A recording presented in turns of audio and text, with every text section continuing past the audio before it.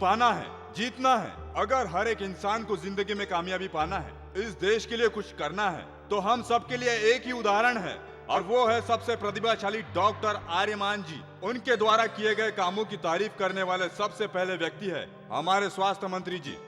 प्यारे भाइयों, मानव के शरीर में सबसे जरूरी चीज है उसका दिल।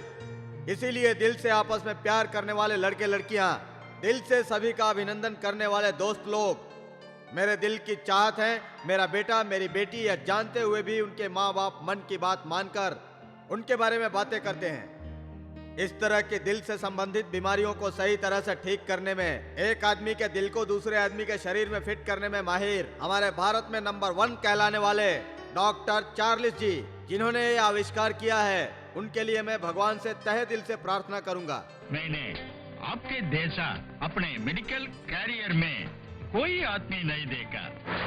Ladies and gentlemen, so far in our society, we are giving respect only for four in the order of Mother, Father, Guru and God.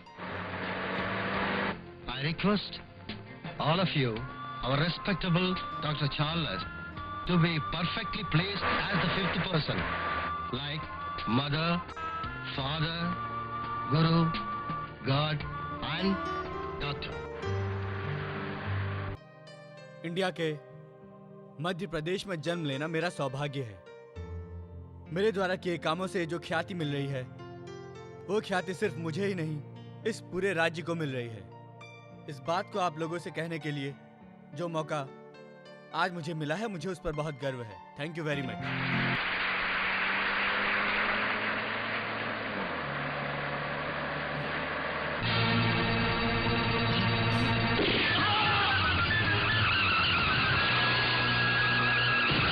आज की बड़ी घटना, भारत के सबसे बड़े और जाने माने हार्ट स्पेशलिस्ट डॉक्टर चार्ल्स की कल रात को कुछ अज्ञात लोगों ने हत्या कर दी। हत्यारे का पता लगाने के लिए पुलिस कई जगह छापे मार चुकी है। डॉक्टर चार्ल्स की इस तरह से अचानक मौत हो जाने पर भारतीय प्रधानमंत्री ने दुख प्रकट किया है।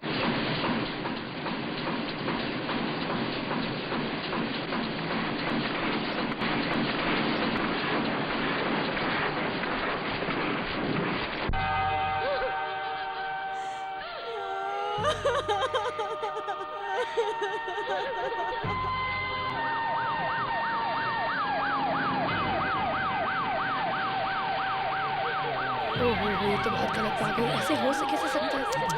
मुझे तो बहुत बुरा लग रहा है। डॉक्टर की उनकी बीवी की क्या गलती थी? डॉक्टर कितने अच्छे इंसान थे, सबका ध्यान रखते थे। मेरा इलाज उन्होंने फ्री में किया था। मेरे पति को हर्टिस हो गया था, फिर भी उनका इलाज फ्री में किया।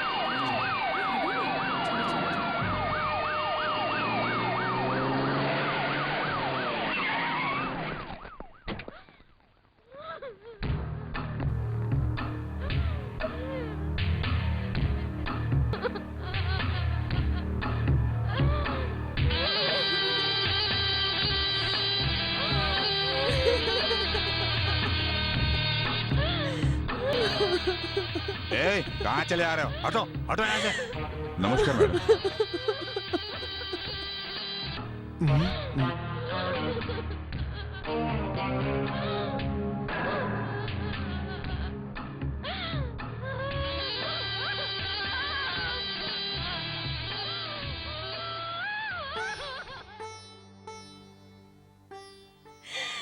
मैडम, किसी हत्यारे ने मेरे पति की बेदर्दी से हत्या कर दी। उनके जाने के बाद हम सबका क्या होगा मैडम?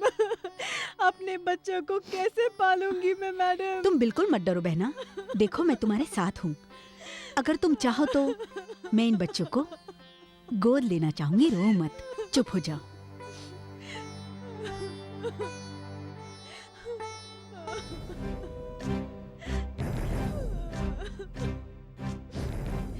डीजीपी, तुम्हें 24 घंटे के अंदर उस हत्यारे का पता लगाना होगा, नहीं तो 24 घंटे के अंदर तुम्हारा रेजिग्नेशन लेटर मेरे हाथों से ही होगा। ये अपने सीएम से कह देना। Yes madam. चंद्रा, जान लेने वाले डॉक्टर तो सारे के सारे सुरक्षित घूम रहे हैं, तो फिर जान बचाने वाले डॉक्टर को भी सुरक्षित रहना चाहिए ना। उसे अकेले नहीं जाना चाहिए था। ऑफिसर पर गुस्सा क्यों हो रही हो? तुम अपना मुंह बंद रखो और मेरे पीछे चले आओ।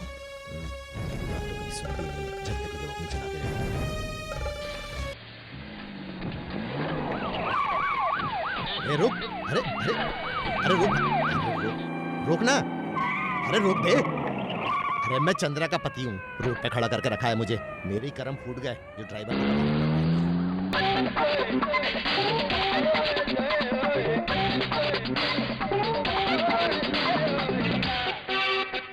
हलचल मचा दो, चैन चुरा लो, आगोश में तू मेरे आ, बचना तो तेरा है मुश्किल, जो ले लूंगी मैं तेरा दिल, बचना तो तेरा है मुश्किल, जो ले लूंगी मैं तेरा दिल, मैं तो आई हूँ होश उड़ाने, देखो ये मेरा जलवा, हलचल मचा दो, चैन चुरा लो, आगोशों में तू मेरे आ।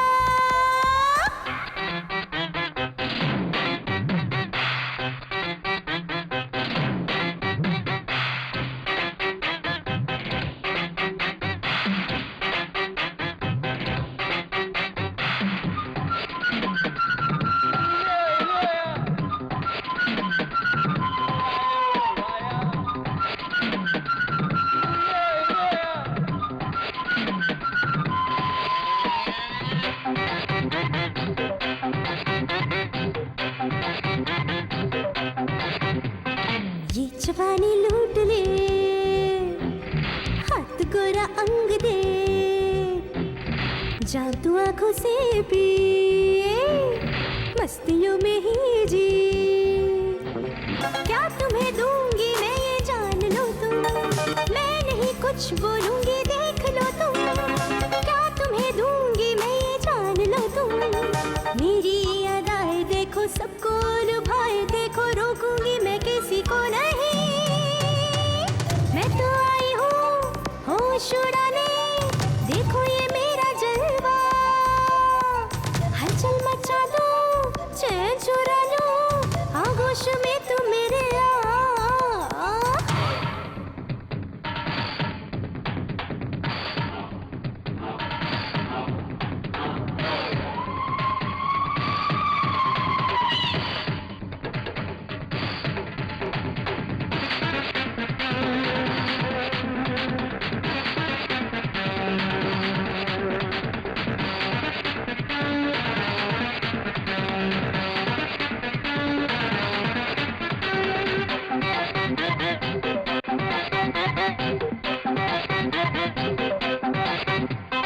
अंग शोलों से भरा,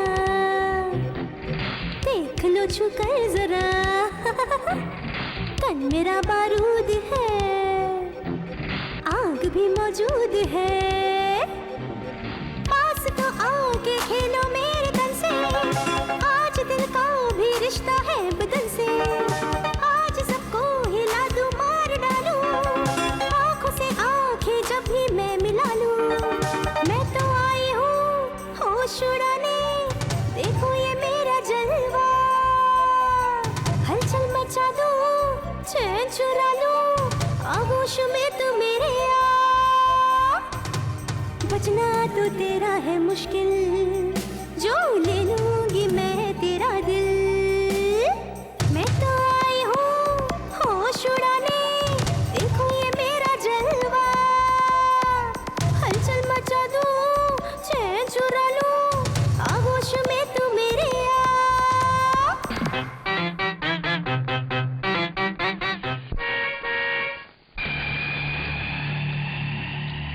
ए, दरवाजा खोलना बे।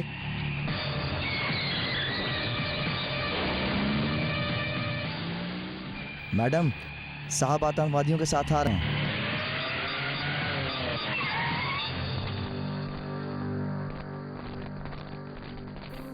क्यों भाइयों, तकलीफ हो रही है क्या? अरे ये तो शुरुआत है, अगर तुम्हें मेरी पत्नी के बेडरूम में जाना हो तो ऊपर से लेके नीचे तक सब कुछ मुझे ही चेक करना पड़ता है। बेडरूम में? अरे बेडरूम का तो कुछ गलत मत समझो, वो सारे कनेक्शन कट हुए तो कम से कम 25 साल से ऊपर हो गए हैं। मैं तो प्यून की तरह जिंदगी गुजार रहा हूँ और ड्राइंग रूम में ही सो जाता हूँ। रियली? और क्या भाई, अरे मेरी बीवी से तो गवर्नमेंट भी डरती है और मेरी पोजीशन उसके पैरों में पड़ी हुई जूती की तरह है, जब चाहती है पहनती है, जब चाहती है उतार देती है। अरे वो पेटी नहीं लाए? डिक्की में? अरे कैश। अभी लाता हूँ।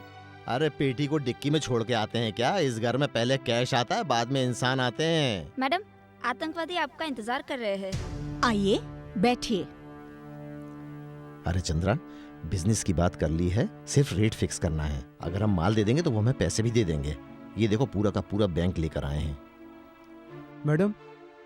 क्यों रे रामू, तुझे तो मंत्रालय में एमएलए की सीट पर बैठना था, इस तरह घर में नौकर का काम क्यों कर रहा है? ये सब मंत्री पद के लिए कर रहा हूँ। किस आदमी को किस सीट पर बिठाना ये मुझे पता है। Please keep quiet. चल जा। हाँ, गोदाम में चले क्या? और इसको नीचे रखिए। इसको भी नीचे रखवा दिया।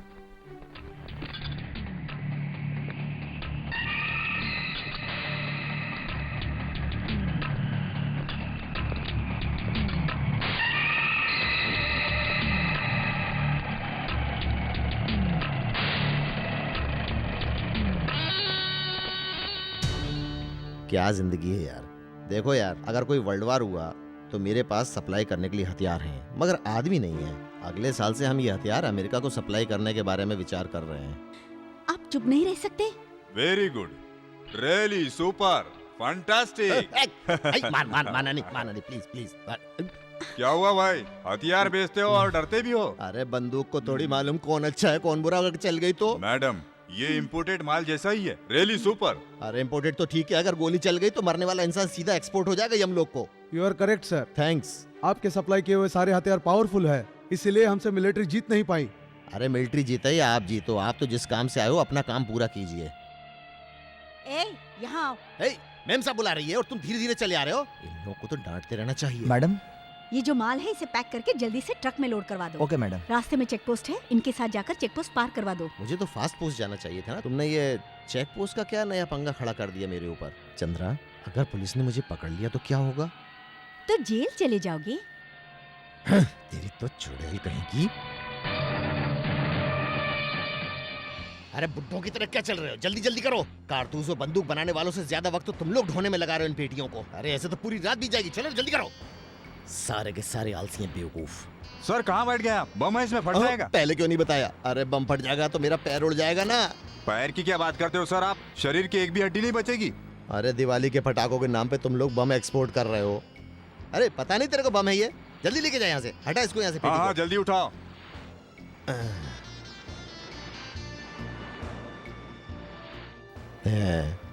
दिवाली के पटाखों के नाम पर अपने देश में AK-47 एक्सपोर्ट कर रहे हैं। अब यही गोली किसी गरीब के ऊपर चलाकर मारोगे।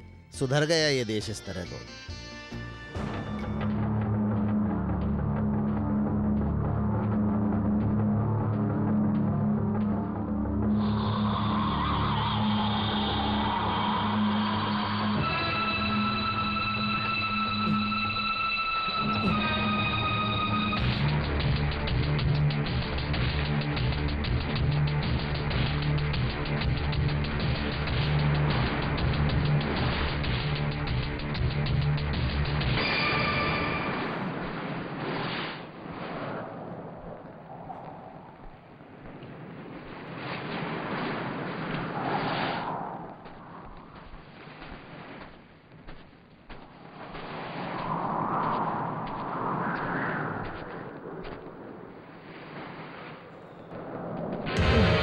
मुझे मत, नहीं मुझे मत। नमस्कार। आज के मुख्य समाचार। प्रमुख व्यापारियों के नेता, हमेशा खबरों में रहने वाले राजनीतिक राजनायक जी का कल किसी अजनबी हत्यारे ने कत्ल कर दिया है। टहलने के लिए वे बीच पर गए थे, उसी समय ये घटना घटी। इन दो हत्याओं की वजह से हमारे शहर में पुलिस ने अपनी जबरदस्त तैयारी जगह जगह की है और हर आने जाने वालों को सख्त तरीके से उनकी गहन पूछताछ की जा रही है। बहुत ही जल्द हत्यारे कानून की गिरफ्त में होंगे। डीजीपी ने ये वादा किया है। अपने पति को बताया? बताया है माँ जी, वो कहीं पर गए हुए हैं। कहा है कि आते ही इन्फॉर्म कर देंगे। पापा।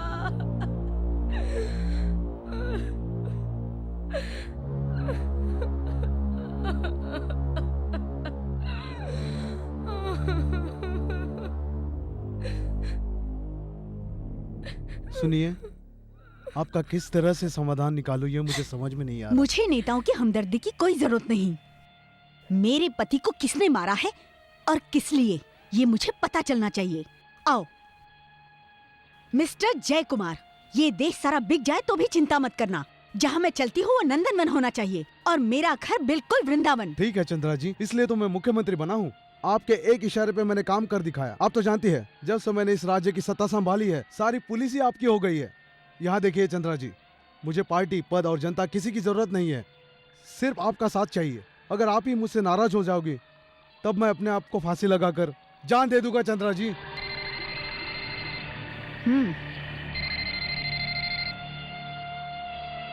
हेलो चंद्रा, अब तू नहीं बचेगी, तुझे मैं जान से मार दूंगा। कौन है बदतमीज? मैंने ही डॉक्टर चार्ल्स और तेरे पति का खून किया है। यू? तेरी बारी है। You hacker?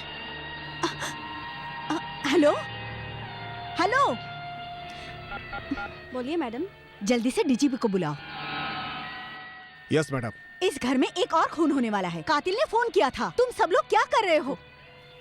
कौन था मैडम? डॉक्टर मीना के पति को जिसने मारा है वही कातिल। डोंट वरी मैडम, आपको बचाने के अलावा उस कातिल को पकड़ने की जिम्मेदारी भी हम लेते हैं। क्या लेंगे आप जिम्मेदारी? आप लोगों की जिम्मेदारी तो मैं देख रही हूँ। इस राज्य के सभी अधिकारी मेरी मुट्ठी में है। तुम नहीं जानते? तुम क्या जानोगे? देखो, आज मेरे गले में मंगलसूत्र नहीं है। बंदोबस्त करेंगे, बंदोबस्त। इतना सब कुछ हो जाने के बाद मैं तुम पर भरोसा करूं?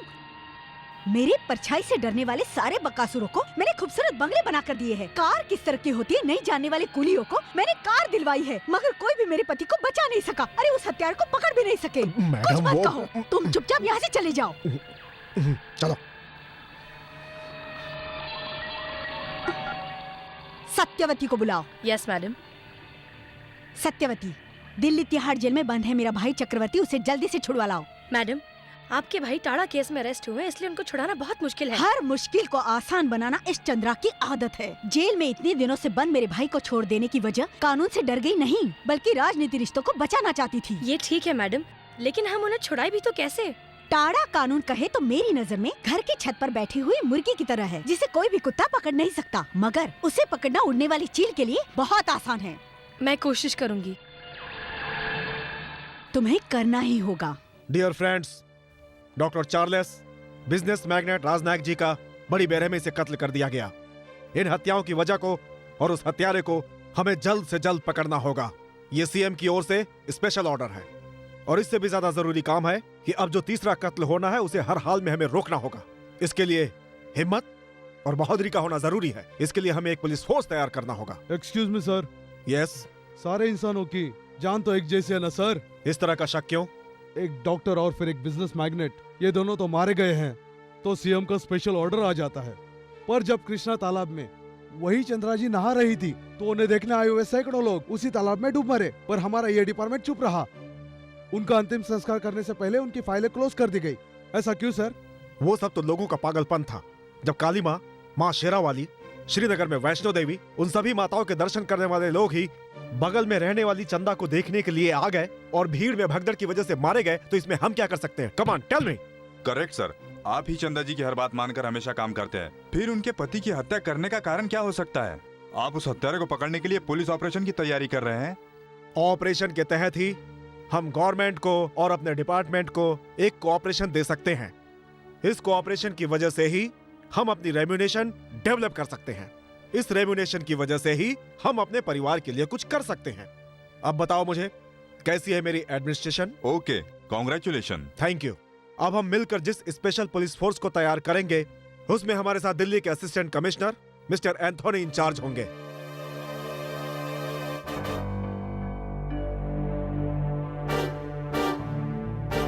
जेल में जो भी कैदी हैं, उन्हें जल्दी से पत्थर तोड़ने वाली जगह पर लेकर आओ, समझे? क्विक।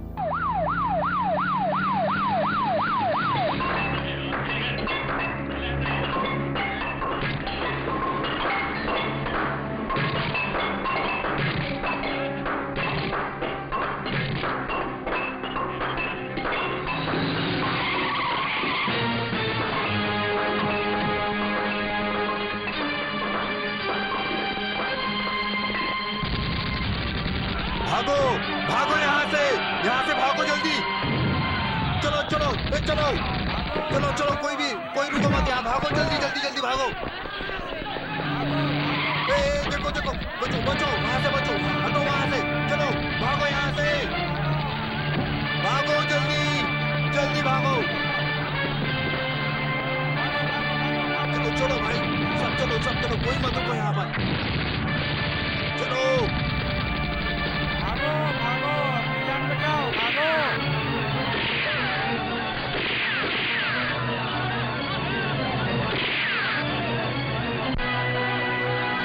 भागो, भागो यहाँ से भागो, भाग जाओ, जान बचाओ, यहाँ से निकल जाओ। चलो, भागो भागो भागो भागो, अपनी जान बचाओ।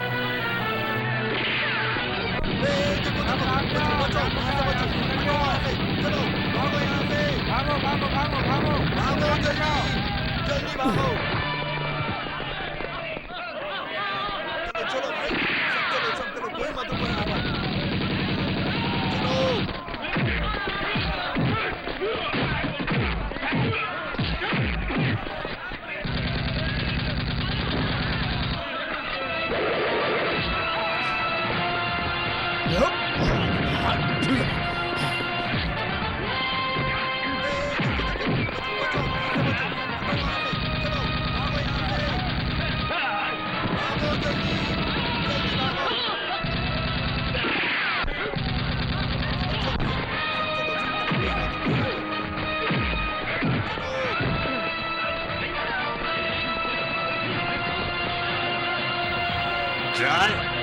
चल यहाँ से।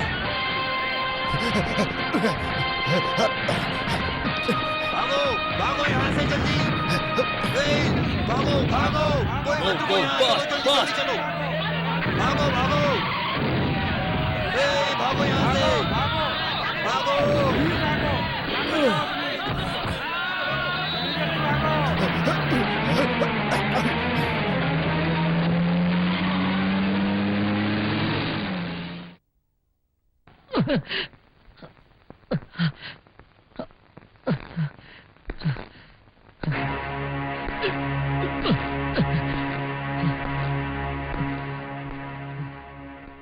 इंडियन ही हो ना?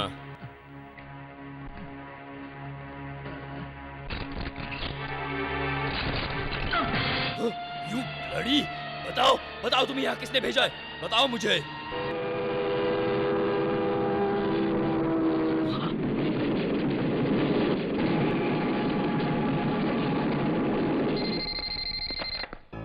एंथनी हियर, होम मिनिस्टर का पीए बोल रहा हूँ। जी कहिए सर। आपको जल्दी मुंबई पहुंचना होगा। आई एम सॉरी सर, राजनीतिक नेताओं का चमचा बनकर महाराष्ट्र पुलिस डिपार्टमेंट में शामिल होना ये सब मेरी पसंद नहीं है सर। आपको सिर्फ एक ही केस सॉल्व करना है। कौन सा केस है सर? हमारे सीएम के फैमिली फ्रेंड का केस है। सीएम के फैमिली फ्रेंड है? हाँ। वो कौन है sir? Madam Chandra.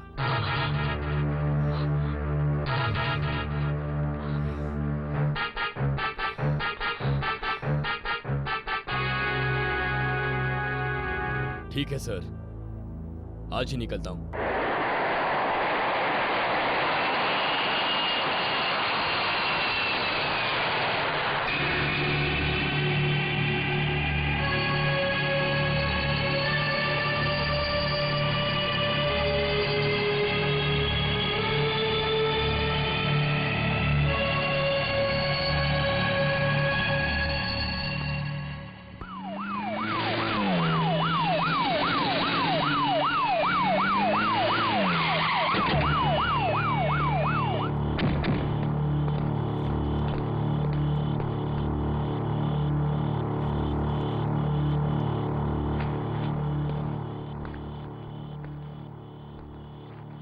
Compound side में जाकर वॉच करो।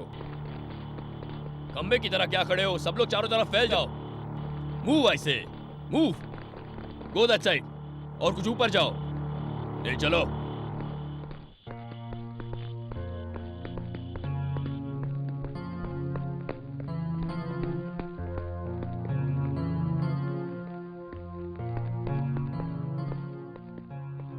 नमस्कार मैडम, ये दिल्ली से आए हुए नए ऑफिसर है मिस्टर एंथोनी। आप सभी की सिक्योरिटी यही करेंगे।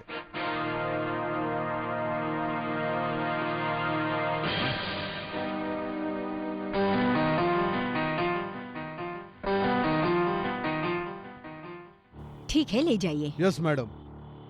मिस्टर एंथोनी, चलिए।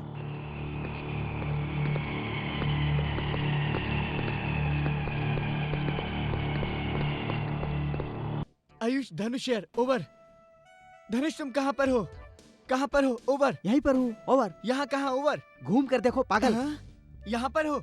आए तो मेरे साथ थे, कहाँ चले गए थे? तुम्हें आता है क्या? मुझे तो आता है। तो फिर मुझे नहीं आएगा क्या? तो इसके लिए गए थे है ना? हाँ। तो इतनी देर क्यों लगा दी? वो तो तुमने मुंह धोते हुए कभी देखा है क्या? You mean mouth wash? हाँ, माउथ वॉश। उसे साथ में लाने का विचार आया, इसीलिए आने में देर हो गई। दिखाओ तो जरा। ये तो टॉयलेट साफ करने वाला है।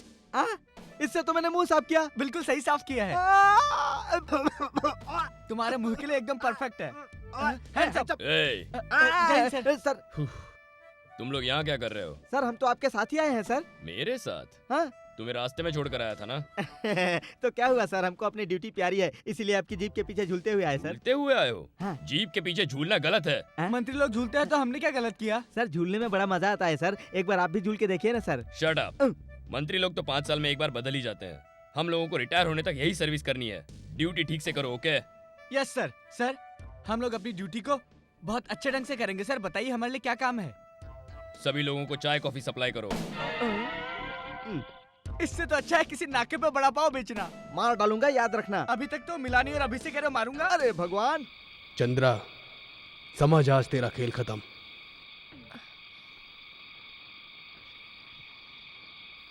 आज तू नहीं बचेगी।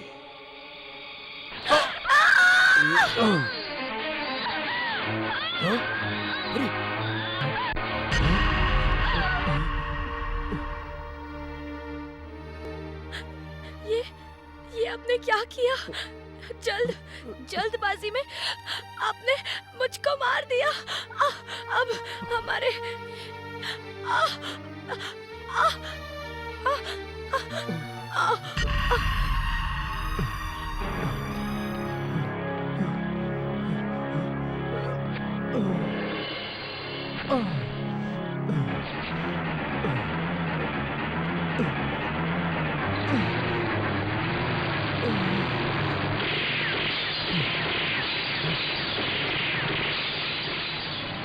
जाके बीड़ी लेके आ रहे। अभी वो पढ़ाई कर रहा है अरे जी। पढ़ के क्या कलेक्टर बनेगा वो? चला। क्या कर रहे हैं आप? छोड़िए। चल चुप। मेरे लिए एक बीड़ी नहीं लाके दे सकता है और तू पढ़ा रही है, कलेक्टर बनेगा क्या वो पढ़ के? हाँ कलेक्टर क्या जी? अगर हम लोग चाहेंगे तो उससे भी बड़ा आदमी बनेगा।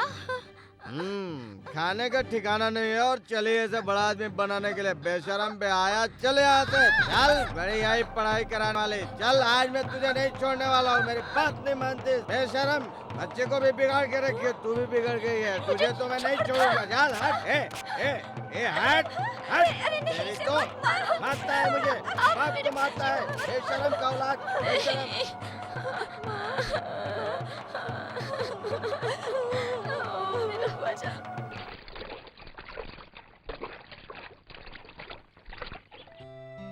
माँ, क्या हुआ माँ? आपका तो सारा शरीर गर्म है, कहीं बुखार तो नहीं है? माँ तुम अभी तक नहाए नहीं? जाओ जाओ स्कूल जाओ। तुम्हारी तबीयत ठीक नहीं है और अगर मैं स्कूल गया तो वहाँ पर मेरा जरा भी मन नहीं लगेगा माँ। आज मैं तुम्हारे पास ही रहूंगा माँ। मुझे कुछ भी नहीं हुआ है बेटा, चाहे कुछ भी हो जाए तुम पढ़ाई मत छोड़ना, मत छोड़ना पढ़ाई। अरे सुनो, तुम लोग अभी तक सो रहे हो? क्यों रे, अभी तक तू नहाया नहीं क्या? मैंने तुझे कल जानबूझकर नहीं मारा था, वो तो ज्यादा दारू चढ़ गई थी इसलिए मैं होश में नहीं था। तुमने माँ को मारा, उसी वजह से उनको बुखार आया, इसलिए वो सो रही हैं। बेटा बेटा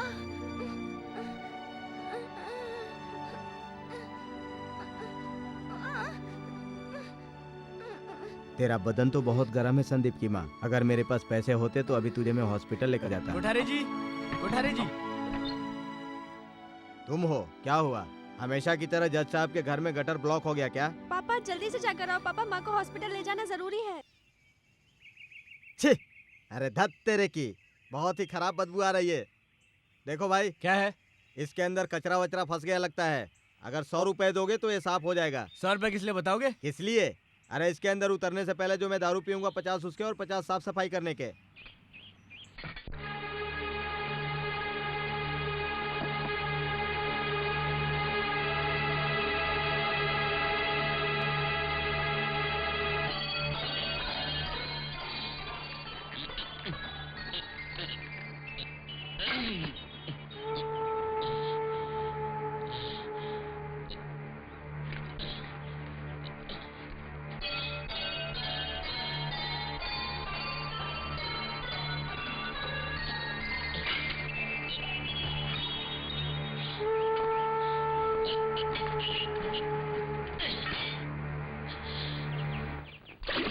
के पास रहना, मैं अभी हाँ, जाकर हाँ, आता बेटा हूँ। जाओ।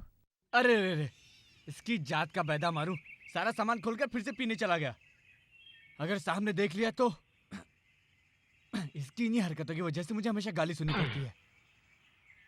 ए, तू कहाँ जा रहा है? मेरे पापा के पास जा रहा हूँ। अरे रे रे, न जाने कौन सी दारू की दुकान में जाकर सो गया है। अब इसे साफ करने के लिए भी किसी और को बुलाकर लाना पड़ेगा। साहब, मेरी माँ की तबीयत ठीक नहीं है, उनको अस्पताल ले जाना पड़ेगा। मैं अगर इसे साफ कर दूंगा तो आप मुझे थोड़े पैसे देंगे? थोड़ी देर पहले तेरा बाप 100 रुपए ले गया है। ठीक है, तुझे 50 रुपए दूंगा, अच्छे से साफ करना, ठीक है? हाँ।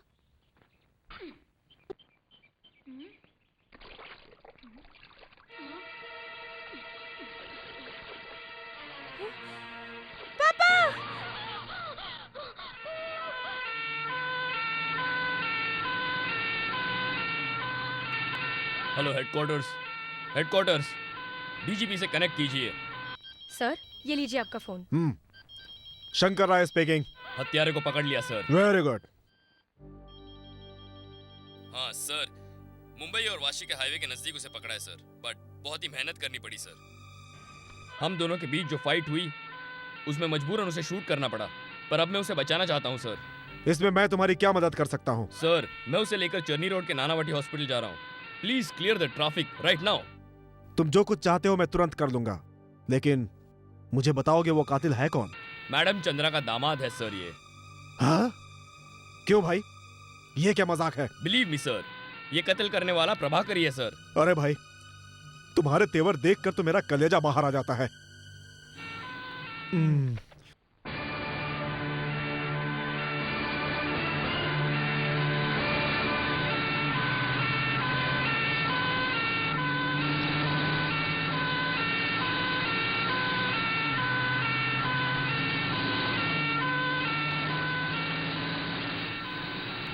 मैडम, मैं सत्यवती बोल रही हूँ। बोलो।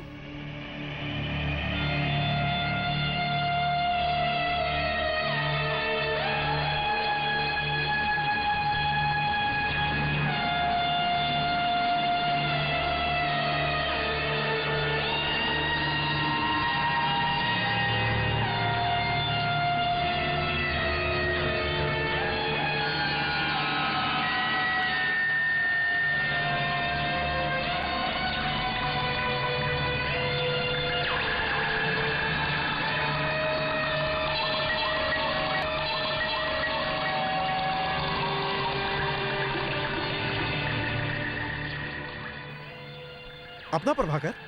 शांत रहो, जो करना है चुपचाप करो। प्रभाकर हॉस्पिटल नहीं पहुंचना चाहिए।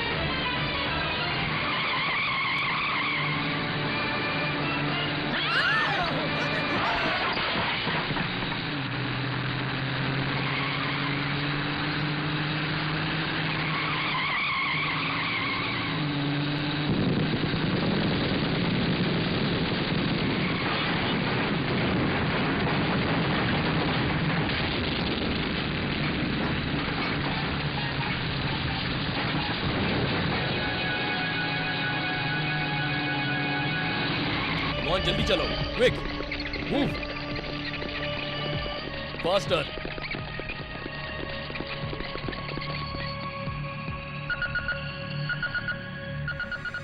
हॉस्पिटल की चारों तरफ सिक्योरिटी बढ़ा दीजिए। स्टार्ट से ही वॉच रखिए। हॉस्पिटल में आने जाने वाले हर एक को मेटल डिटेक्टर से पास करवाइए। Okay sir. कम। आप मेरी बात मानिए, सब ठीक हो जाएगा। आप पेशेंट के पास जाओ। Okay doctor. पेशेंट अब कैसा है डॉक्टर? ऑपरेशन ओवर, पेशेंट को कोई प्रॉब्लम नहीं है, लेकिन आराम करने के लिए मैंने उसे बेहोशी का इंजेक्शन दिया है। हाँ, होश में आने में करीब 5 घंटे लगेंगे। Control room. Thank you doctor. Okay. DGP को कनेक्ट कीजिए। Stop. I am super police officer from Delhi. Yes, I am too. Hello. Proceed. अब तक अंदर आपने जिससे बात की है वो पुलिस ऑफिसर हमारे असिस्टेंट हैं। आई सी। प्रभाकर का ऑपरेशन आपने ही किया है ना? यस। इस संबंध में इनको कुछ डाउट है, उसे क्लियर कीजिए। पूछिए। नहीं, क्या पूछना है वही डाउट है। आप पूछिए। यस। आपका नाम क्या है? डॉक्टर पांडू। आपने आंडू कहा कि पांडू कहा? नॉनसेंस। किसने इन लोगों को अंदर आने दिया? प्रभाकर तो बच गया, डॉक्टर ने तो ऑपरेशन सक्सेसफुल कर दिया, मगर मेरे हिसाब से पेशेंट को मर जाना चाहिए। मैडम, असिस्टेंट कमिश्नर एंटनी जब तक यहाँ है, प्रभाकर का कोई कुछ नहीं बिगाड़ सकता। वो कोई हिटलर या नेपोलियन नहीं है, मैं उसको नजरबंद करवा सकती हूँ। जैसा कहती हूँ वैसा करो। धनुष, अपनी हालत कितनी नीचे गिरी हुई है यार। देखो, शरीर में बुलेट लगाकर चलने वालों को एक हाथ पैर टूटे हुए आदमी की रखवाली करनी पड़ रही है। हम दोनों की रेंज क्या है यार? कम से कम दावे पकड़ने के लिए भेजा होता तो कोई बात होती यार। Most insult. मुझे भी बहुत गुस्सा आ रहा है। इस नौकरी से तो अच्छा था कि शमशान में चंडाल बनकर रहते, वही बेटर होता। तेरे चेहरे के हिसाब से तो सूट करता है, लेकिन मैं तो हैंडसम हूँ ना। मजाक मत करो, जल्दी कैप पहनो, नहीं तो अंदर से कोई आकर किडनैप कर लेगा।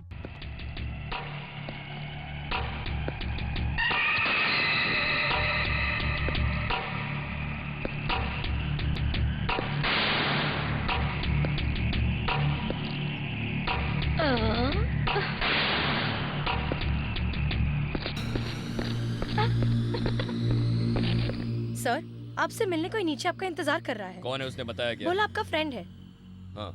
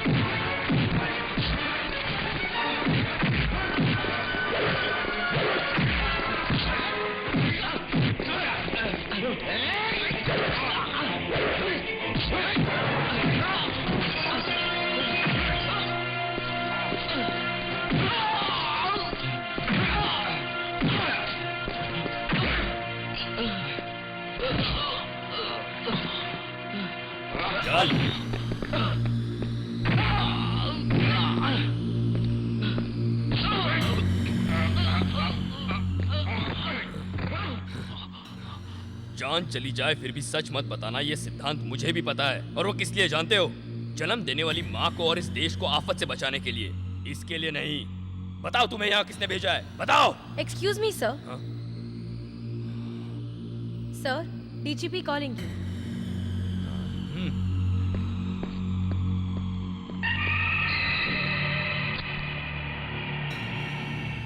Anthony here. प्रभाकर को होश आ गया है। अब तुम उसका ध्यान रखना।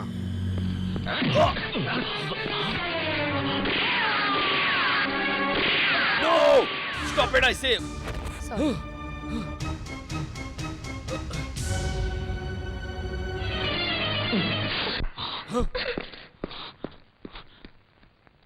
कौन है वो? यहाँ पर तुम्हें किसने भेजा है?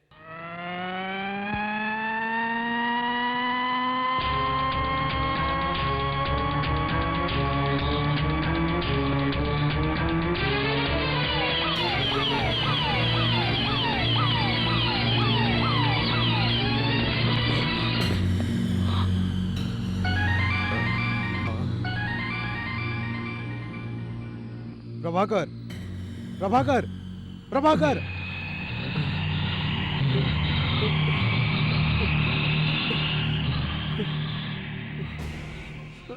हम पर गुस्सा करने से कोई फायदा नहीं। तुमने जो कत्ल किए उसके बारे में सोचो। क्यों किए, किस लिए किए, बताओ मुझे। मुझे एक खून और करना है, मुझे एक खून और करना है, मुझे एक खून और करना है। Shut up. Are you mental? Sir, क्या मैं are you mental? Are you सिक?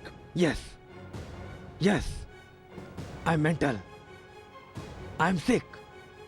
मैं बदला लूंगा।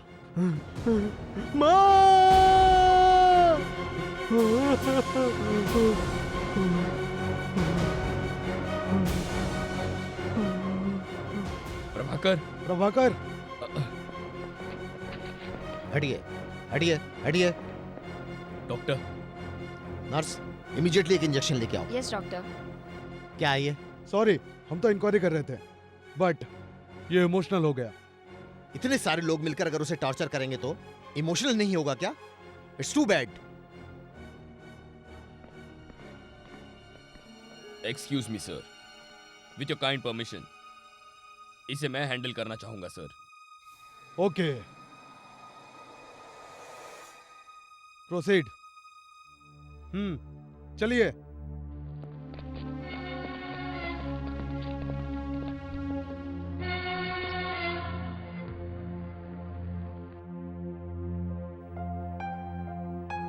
प्रभाकर, प्रभाकर, प्रभा, प्रभा, एंथोनी!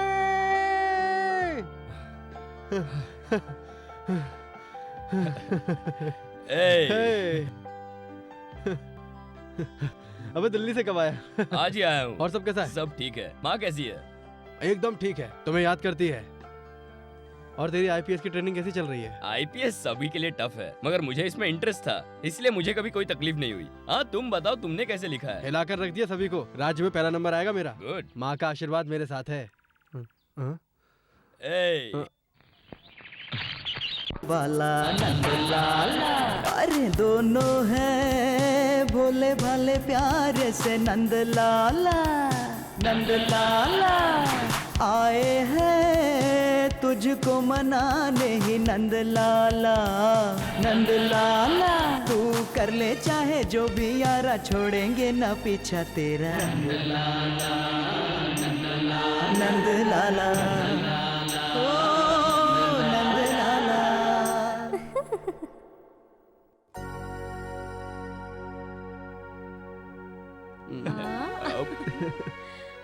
आराम से खाओ यार। माँ, 500 रुपए देकर 5 स्टार होटल में भी खाना खा लूं, तो भी इस तरह का आनंद और तृप्ति नहीं मिलती। ऐसा क्यों माँ? आदमी को अगर भूख लगती है तो उसे कोई भी खाना खिला सकता है, जिससे उसका पेट भर सकता है, लेकिन मन नहीं। मन की तृप्ति उसे माँ के हाथों से बने खाने से ही मिल सकती है। हाँ बेटा, पहले तो सभी ऐसा कहते हैं, मगर शादी के बाद अपनी बीवी के पल्लू में घुस जाते हैं। मेरा मतलब है, चोरी पकड़ी जाएगी तो बहाने करके भागने लगोगे। मुझे पता नहीं है मैं क्या? नहीं हूँ, वो ये है। अरे क्या हुआ बेटा, क्या हुआ? अरे हाँ, निकाल दे इसे बेटा, निकाल दे। निकाल दे। अरे रे, कितना बड़ा पत्थर है। मैं भी कैसी पागल हूँ, खाने में पत्थर दे दिया। बचपन में ही मेरी माँ ने मुझे अनाथ समझकर छोड़ दिया, और तब से आप ही ने मेरा ख्याल रखा है माँ।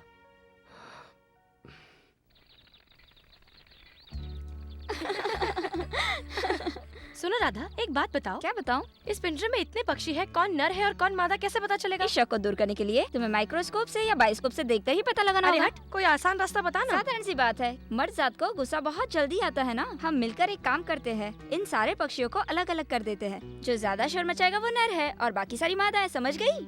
अरे वाह, तेरे पास दिमाग है, मुझे पता ही नहीं था। सुपर आइडिया, निकालो इन्हें। चलो निकालो निकालो निकाल दे यहाँ से। जल्दी जल्दी। कितने खूबसूरत है। Stop it. ऐसे क्यों चिल्ला रहे हो? ये भी इन्हीं की तरह एक मर्द है ना? मैंने सही कहा ना सर? मैं मर्द हूँ, इस बात को साबित करने के लिए मुझे सर्टिफिकेट की जरूरत नहीं है, लेकिन आप लोगों के औरत होने पर मुझे शक हो रहा है। किस तरह का शक हो रहा है? बताता हूँ, जानना चाहती हो तो सुनो। अगर किसी फूल की रंगत को देखना है तो उसकी खुशबू को महसूस करना जरूरी होता है, और उम्मीद करता हूँ कि तुम मेरी बात समझ गई होगी। अब तुम्हारी वजह से जो इन पक्षियों को तकलीफ हो रही है ना, उसे देखकर तुम खुश हो रही हो, ये अच्छी बात नहीं है। सर, आपकी एडवाइस की जरूरत नहीं है, क्योंकि हमारी वजह से इन पंछियों को कोई तकलीफ नहीं हुई है।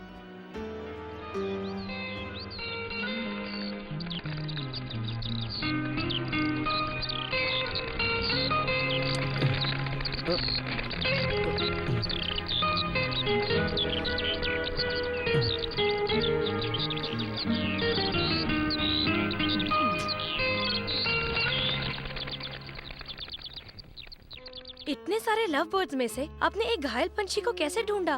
प्यार और दर्द के बीच में जो फासला है वो मुझे पता है। अगर उसे महसूस करना है, दिल में प्यार का होना जरूरी है। क्या यार, भाषण देकर चला गया? वो फॉरेस्ट ऑफिसर है या फिर सच्चिदानंद जी का चेला? वही तो बात है यार, चेहरा देखकर लगता है जैसे अपने गांव का मुखिया है, लेकिन दिल से लगता है जैसे स्वामी विवेकानंद है।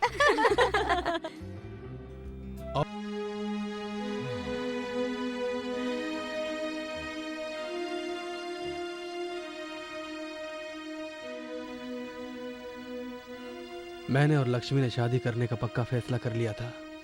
लक्ष्मी एक बहुत बड़े घर की बेटी थी। इस शादी के लिए उसके घर वाले राजी नहीं होंगे ये जानते हुए भी माँ ने उनसे पूछा, मगर कुछ कहे बिना वो लोग हमारी शादी के लिए तैयार हो गए।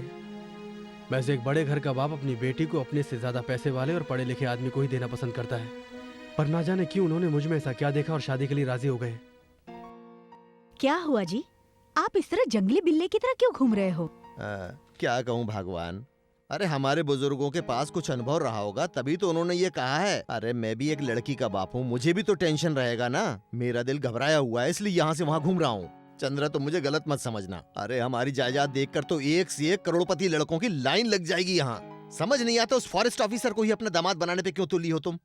अब सुनो, हम जो नई लिक्का फैक्ट्री शुरू करने वाले हैं, तो गांजे के पौधों का पालन और चंदन की स्मगलिंग के लिए ये जंगल हमारे लिए बेटर है, और इन सब कामों के लिए अपना ऑफिसर जरूरी है। अगर वो ऑफिसर हमारा दामाद हो तो। धत तेरे की, अरे ये आइडिया पहले मेरे दिमाग में क्यों नहीं आया। चंद्रा तूने बहुत बड़ी गलती की जो 25 सालों से मुझे बेडरूम के बाहर सुला रही हो। अगर बेडरूम में सोने दिया होता तो अब तक कम से कम 15-20 दामादों की पूरी फौज खड़ी कर दी होती मैंने, और सारे डिपार्टमेंट हमारे कब्जे में होते। हाँ जी, बिल्कुल सही कहा। अभी भी कुछ नहीं बिगड़ा है और तुम्हारी जवानी भी पूरी बरकरार है। बोलो क्या इरादा है तुम्हारा? हा? ये क्या, आप भी ना? अरे मुझे इस तरह की कोई चाहत नहीं रही, मैं तो सिर्फ बिजनेस डेवलप करने के लिए कह रहा था। आपको अपने पास बिठाना गलत है, ये मुझे अभी पता चला। अब तो मैं चलता हूँ। शादी हो जाने के बाद मैं और लक्ष्मी बड़ी खुशहाल जिंदगी जी रहे थे। 1 साल बाद लक्ष्मी ने एक बेटे को जन्म दिया। हर साल उसका जन्मदिन लक्ष्मी अपनी माँ चंद्रा जी के घर पर जाकर बड़ी धूमधाम से मनाया करती थी, और उसकी माँ भी जन्मदिन की तैयारी बड़ी धूमधाम से करती थी। क्यों भाई रामचंद्र जी, कैसे हैं? मैं तो ठीक हूँ। आपको मेरी वजह से इंतजार करना पड़ा, माफी चाहूंगा। बताइए मेरे लायक कोई सेवा है क्या? हाँ जी। तुम तो दूसरी पार्टी के एमएलए हो, तुम्हें अंदर किसने आने दिया? कल ही मैंने आपकी पार्टी को ज्वाइन किया है ना। ऐसा बोलो ना, नहीं हाँ। तो अभी तक तो तुम्हारे हाथ पैर टूट जाते। वैसे इस पार्टी में कितने दिन रहोगे? मरते दम तक आपकी पार्टी में ही रहूंगा, मैंने फैसला एक किया काम है। करो, वो क्या जी? कल शाम तक तुम आत्महत्या कर लो। अरे रे, क्योंकि मौत से डरने वालों की इस पार्टी में कोई जगह नहीं है। क्यों दादा, ठीक तो हो ना? हाँ बिल्कुल ठीक हूँ। खड़े तो हो नहीं सकते और कुर्सी चाहिए। ये शाल किसकी है? मेरी ही है। आपका है तो पहन कर आओगे क्या? क्या यूनिफॉर्म है?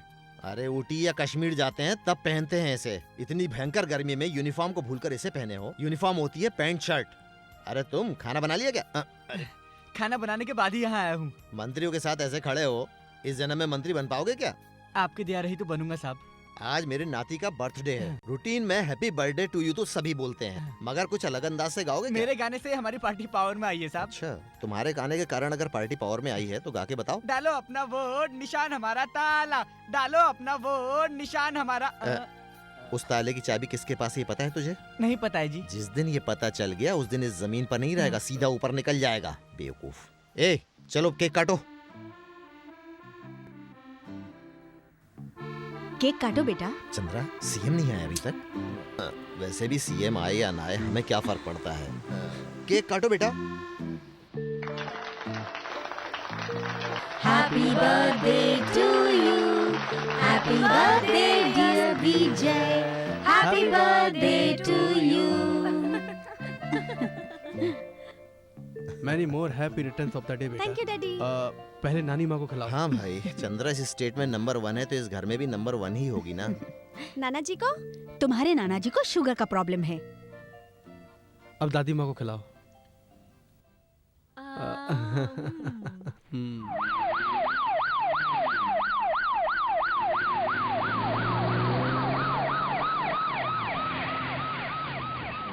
नमस्कार। इतनी देर? नमस्कार, आने में थोड़ी देर हो गई। कोई मीटिंग रही होगी, मैं बिल्कुल ठीक बोल रहा हूँ ना? Take it. Thank you uncle. आज आपकी शायद कोई कमेटी मीटिंग है, जाकर आइए। नमस्ते। अपने इस देश में जनता के हिसाबों से ज्यादा जरूरी है कमेटी का हिसाब। वैसे इस कमेटी में होता क्या है? चुप रहिए ना। देखो भाई, गहने संभाल के उतारना, नहीं तो पिछले बार कंगन गायब हो गए थे तो पूरा घर छानना पड़ा था। अच्छा चंद्रा, गोल्ड और डायमंड पे अगर बैन लग जाए तो शायद तुम तो सुसाइड ही कर लोगी। आज आप कुछ ज्यादा ही बात कर रहे अरे हैं। कहाँ जा रहे हो बेटा? इधर आओ, कपड़े पहनो। अरे बेटा आओ ना जल्दी। बेटा हमें गांव जाना है, जल्दी कपड़े पहनो बेटा। दामाद जी, गांव जाने की इतनी जल्दी क्या है? शादी की हुई अभी कितने साल हुए हैं आपको?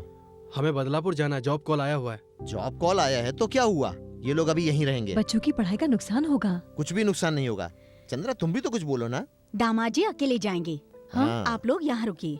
इसकी बात को कोई नहीं टाल सकता। तुम लोग रुको, मैं अभी नेकलेस लेकर आता हूँ। सुनो बेटा, मैं आज ही गांव जाना चाहती हूँ। अब सासू माँ इतना जिद कर रही है माँ, तो रुक जाओ ना, मैं आपको बाद में लेता जाऊंगा। सासू माँ, हम कुछ दिन बाद चलेंगे। मैं यहीं रुक जाती हूँ, तुम ठीक है संभल माँ, कर मैं जाओ। जाकर आता हूँ। लक्ष्मी तुम माँ का और इसका ध्यान रखना। ठीक है माँ, मैं चलता हूँ। जल्दी आना बेटा। आशीर्वाद दो माँ। ए, बिल्कुल शरारत मत करना, ध्यान रखना।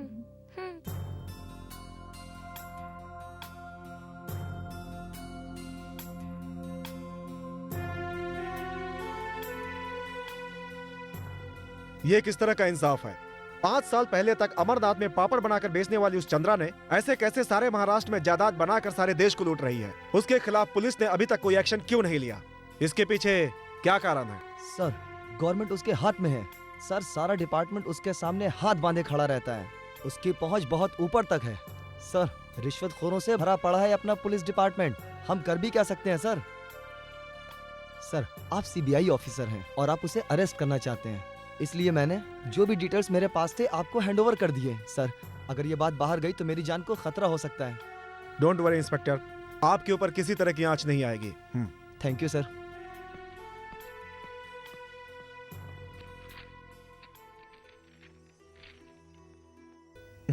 बैठो लक्ष्मी। छोटू तुम्हें परेशान कर रहा है क्या? जी नहीं। सुनिए, आज मेरा दिल बहुत घबरा रहा है। क्यों लक्ष्मी? आप आज चंद्रा के घर रेड डालने जा रहे हैं ना, इसलिए मुझे बहुत डर लग रहा है। मेरी प्यारी लक्ष्मी, मैं स्टेट गवर्नमेंट का एक डरपोक ऑफिसर नहीं हूँ। मैं सेंट्रल गवर्नमेंट का सीबीआई ऑफिसर हूँ। मेरे पास पूरा पावर है। मेरा कोई बाल बांका नहीं कर सकता। तुम मत डरो।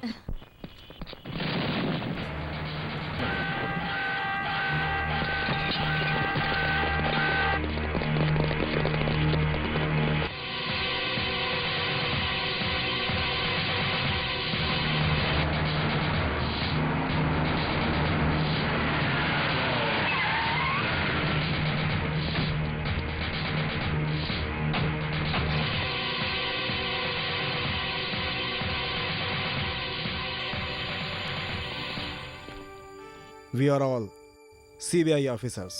ये सीबीआई क्या होता है? सीबीआई का मतलब नहीं जानती आप? Central bureau of investigation. Oh, तो ये है सीबीआई। मैं वर्ल्ड फेमस क्रिमिनल हूँ। हमारा तुम्हारे ऊपर जो शक था वो बिल्कुल सही निकला। कैसा शक था आपको? रूलिंग पार्टी के एमपी मोहन लाल को स्मगलिंग के केस में दिल्ली कस्टम डिपार्टमेंट ने अरेस्ट किया है। इस केस में आपका भी हाथ है, ऐसा उनका बयान है। इसी वजह से हमने ये रेड डाली है।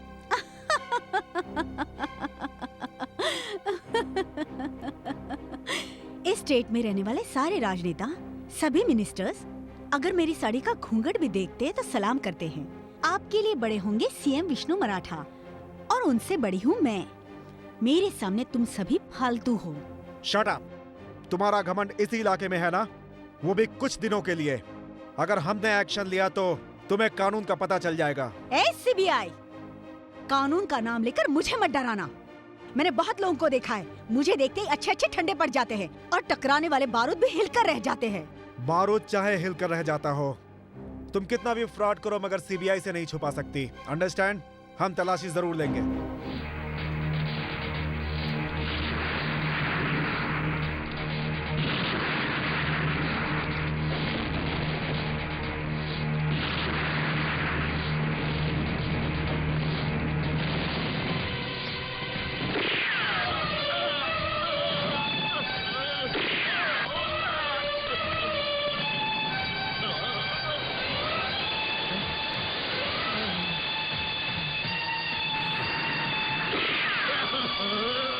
चापलूसों को सिर्फ चापलूसी ही करनी चाहिए। अगर आग को छूने की कोशिश करोगे तो जलकर राख हो जाओगे। मैं तुम्हें एक बात बताती हूँ, उस MP मोहन लाल से मेरा किसी भी प्रकार का कोई भी रिश्ता नहीं है। ये स्टेटमेंट मुझे लिखकर चाहिए। मगर उससे पहले मैं क्या करूँगी, मेरा उससे किसी भी तरह का रिश्ता नहीं है, ये मैगजीन और न्यूज में दे दूंगी। और एक बात, यहाँ पर एक खून हुआ है, ये आप लोगों में से किसी ने बताया, और अगर गलती से जुबान फिसल गई तो उसकी डेड बॉडी का पता नहीं चलेगा।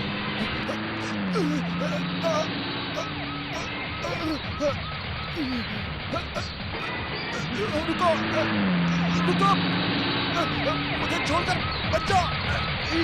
रुको, गाड़ी रोको, रुको।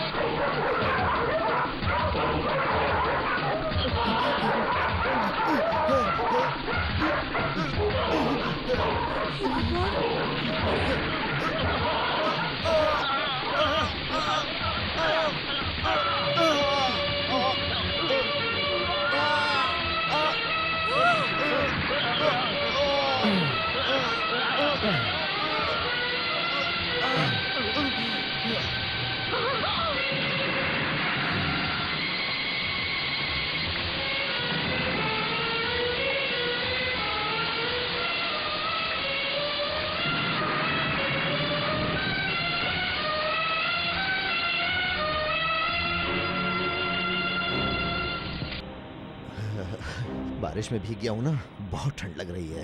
अरे लकड़ियां डाल और आग तेज कर, जल्दी जला। इतना बड़ा शरीर लेकर दा हुआ है। चंद्रा, मेरे पीछे पीछे क्यों घूम रही हो?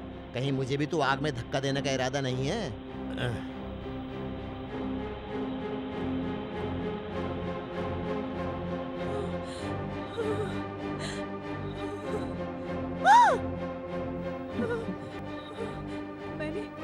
मैंने कुछ नहीं देखा, मैंने कुछ नहीं देखा। मुझे कुछ मत करना, मुझे कुछ मत करना। मैंने कुछ नहीं देखा, मैंने कुछ नहीं देखा। छोड़ दो मुझे, छोड़ दो, मैंने कुछ नहीं देखा।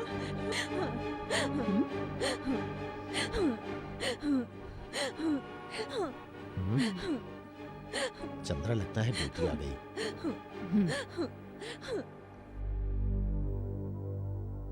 माँ, क्या हुआ माँ? बेटी, तुम्हारी सासू माँ ने लाइट जलाने के लिए गीले हाथ से स्विच ऑन कर दिया। 3 फेज पावर था, बहुत जोर से करंट लगा है। सासू माँ, सासू माँ,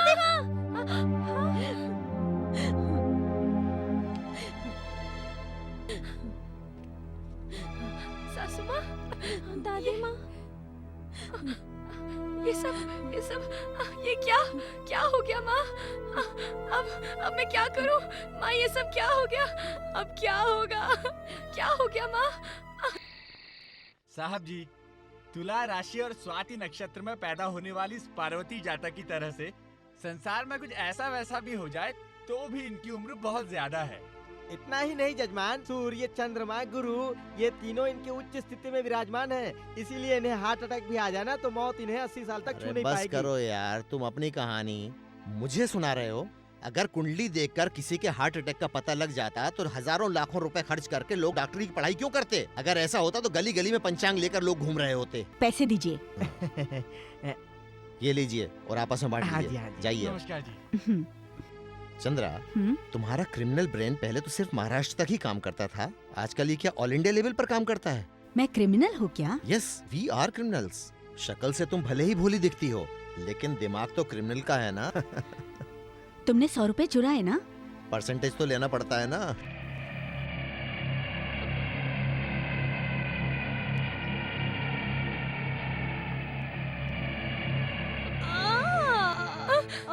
डॉक्टर, मेरी सासू माँ को क्या हो गया doctor? I think it is paralytic attack. Don't worry, मैं इमीडिएट ट्रीटमेंट की तैयारी करता हूँ। जल्दी कीजिए डॉक्टर। डॉक्टर, उस बुढ़िया की कंडीशन कैसी है? जान का खतरा तो नहीं है मैडम, लकवा मारा है। अगर कुछ दिन ट्रीटमेंट करेंगे तो वो उठ सकती है, चल सकती है और बातें भी कर सकती है। देखो भाई, उसे चलने दो। पीटी उषा की तरह उड़ उड़कर भी अगर गोल्ड मेडल जीते तो हमें कोई एतराज नहीं है, मगर एक बात है, उसका मुंह नहीं खुलना चाहिए। इसका मतलब आपके हिसाब से वो और 10-15 साल जिएगी ना? 20-25 साल जी सकती है मैडम। उसे नहीं जीना चाहिए, मार दीजिए उसे। Chandra, your judgement is super. अगर इस बुढ़िया ने अपना मुंह खोल दिया और दामाजी को सब कुछ बता दिया तो हमारा सारा खेल खत्म हो जाएगा। हम जो देशद्रोह का काम करते हैं वो कल सारे मीडिया और सारे न्यूज़पेपरों में छप जाएगा, समझी तुम? जनता तो न्यूज़पेपर पढ़कर बनिया की दुकान में बेच देगी, मगर अपने दामाद को पता चल गया तो वो सुप्रीम कोर्ट जाकर भी गवाही देगा। उसके गवाह बनने से पहले ही उसे खत्म कर दो। मतलब नॉर्मल तरीके से पॉइजन दे दीजिए।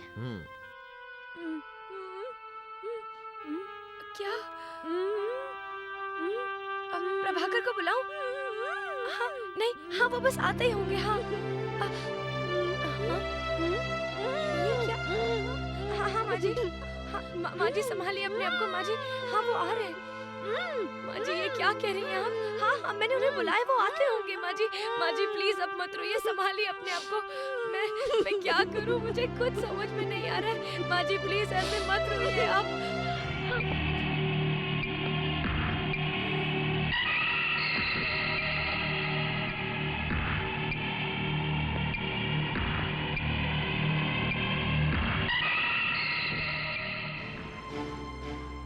डॉक्टर जल्दी कुछ कीजिए, देखिए ना क्या हो रहा है माँ को।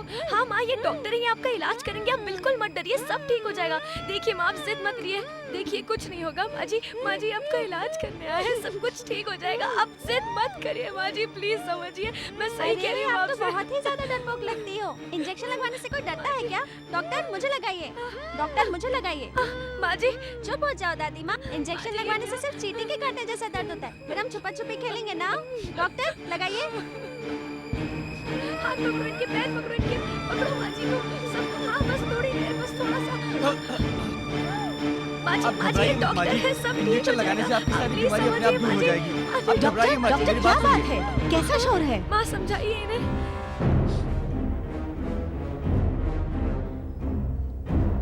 डॉक्टर इंजेक्शन दीजिए, पकड़ो बेटी। बेटा तू अपनी दादी माँ के पैर पकड़। अरे तुम दो लगाओ उसे। अरे तुम पकड़ो पकड़ो। आप भी पकड़िए। हाँ संभालिए अपने आप को माँ जी। माँ जी हाँ सब ठीक। ये बहुत बुरा सपना था।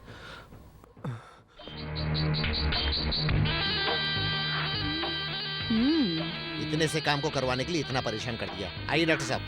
देखा रामा, बस थोड़ी सी बात थी, अब सब ठीक हो जाएगा।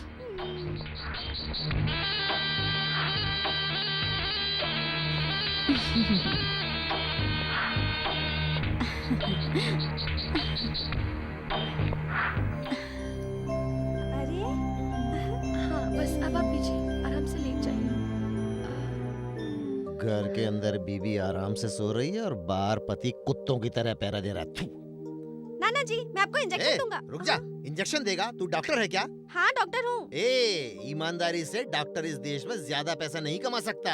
अगर शैतानी दिमाग रखते हो तो डॉक्टर की डिग्री वैसे ही मिल जाएगी। और हाँ, मुझे किस बीमारी का इंजेक्शन लगा रहा है तू? एड्स। एड्स? कैसी बात कर रहा है तू? ये सब तुझे कहाँ पता लगा? टीवी में दिखाते हैं ना। बेटा एड्स की बीमारी का तो पता चल गया तुझे, मगर जो अंदर है ना मेरी बीबी, उसे एक भयंकर बीमारी है, वो है पैसों की बीमारी। अगर कोई दवा है तो उसे दे दे। ये इंजेक्शन कहाँ मिला? दादी माँ का इंजेक्शन है। अरे अरे मुझे नहीं लगाना ये इंजेक्शन। लगवा लीजिए ना। नहीं नहीं नहीं, अरे दूर। इंजेक्शन अरे तो क्या कर लगवाना ही रहा है? पड़ेगा। अरे क्या नाना जी, इंजेक्शन से सिर्फ चींटी काटने जैसा दर्द होता है। अरे चोर कोई चींटी काटेगी तो वो किससे बताएगा बेटा? इसे फेंक दे फेंक दे फेंक दे इसे। अरे नहीं, इंजेक्शन लगा के नहीं दूंगा। हेलो लक्ष्मी, मैं प्रभाकर बोल रहा हूँ। विजय कैसा है? विजय एकदम ठीक है। अच्छा माँ को फोन दो। माँ माँ को क्या हुआ? माँ माँ को क्या हुआ? तुम रो क्यों रही हो? माँ को क्या हुआ लक्ष्मी? माँ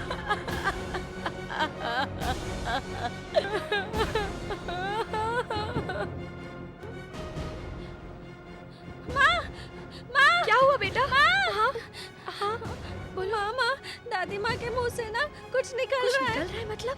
हाँ माँ।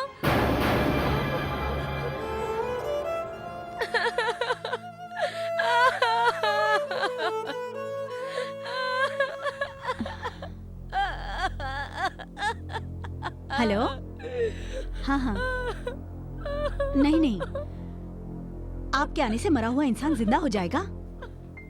हाँ, सिर्फ काम पे ध्यान दीजिए। दामाद जी, आपकी माता जी हमें छोड़कर चली गई।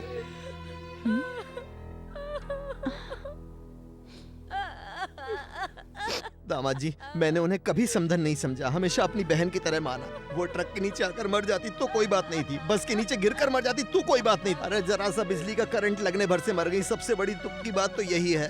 अरे मुझे भी तो दिल की बीमारी है, भगवान मुझे उठा लेता उनकी जगह। हे भगवान, इनको क्यों उठा लिया? अरे 100 साल तक जिंदा रहती तो मुझे और दामाद को कम से कम अपनी छांव में रखती, प्यार मिलता है प्रभु। माँ, माँ, माँ। नाटक करना ही तो मेरी रोजी रोटी है, नेतागिरी का एक जरूरी हिस्सा। अगर ये नहीं करूंगा तो राजनीति की दुकान कैसे चलेगी मेरी? नाटक करने में तो स्पेशलिस्ट हूं मैं।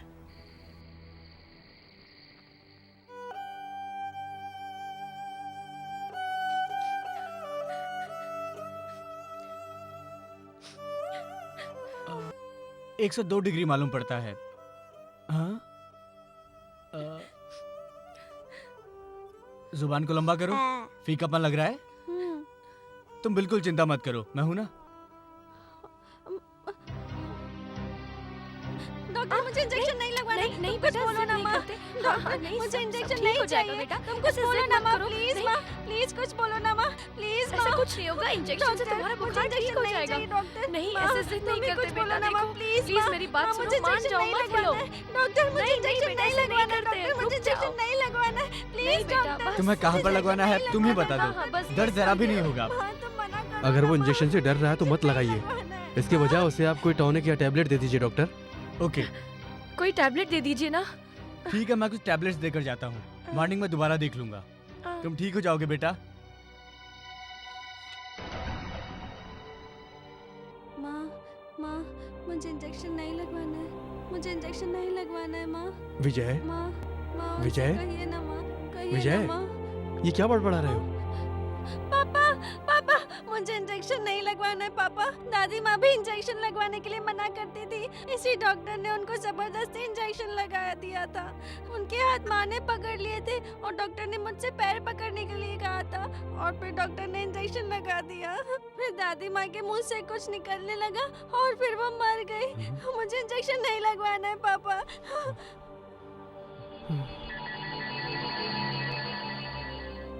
यही इंजेक्शन से दादी माँ मरी थी।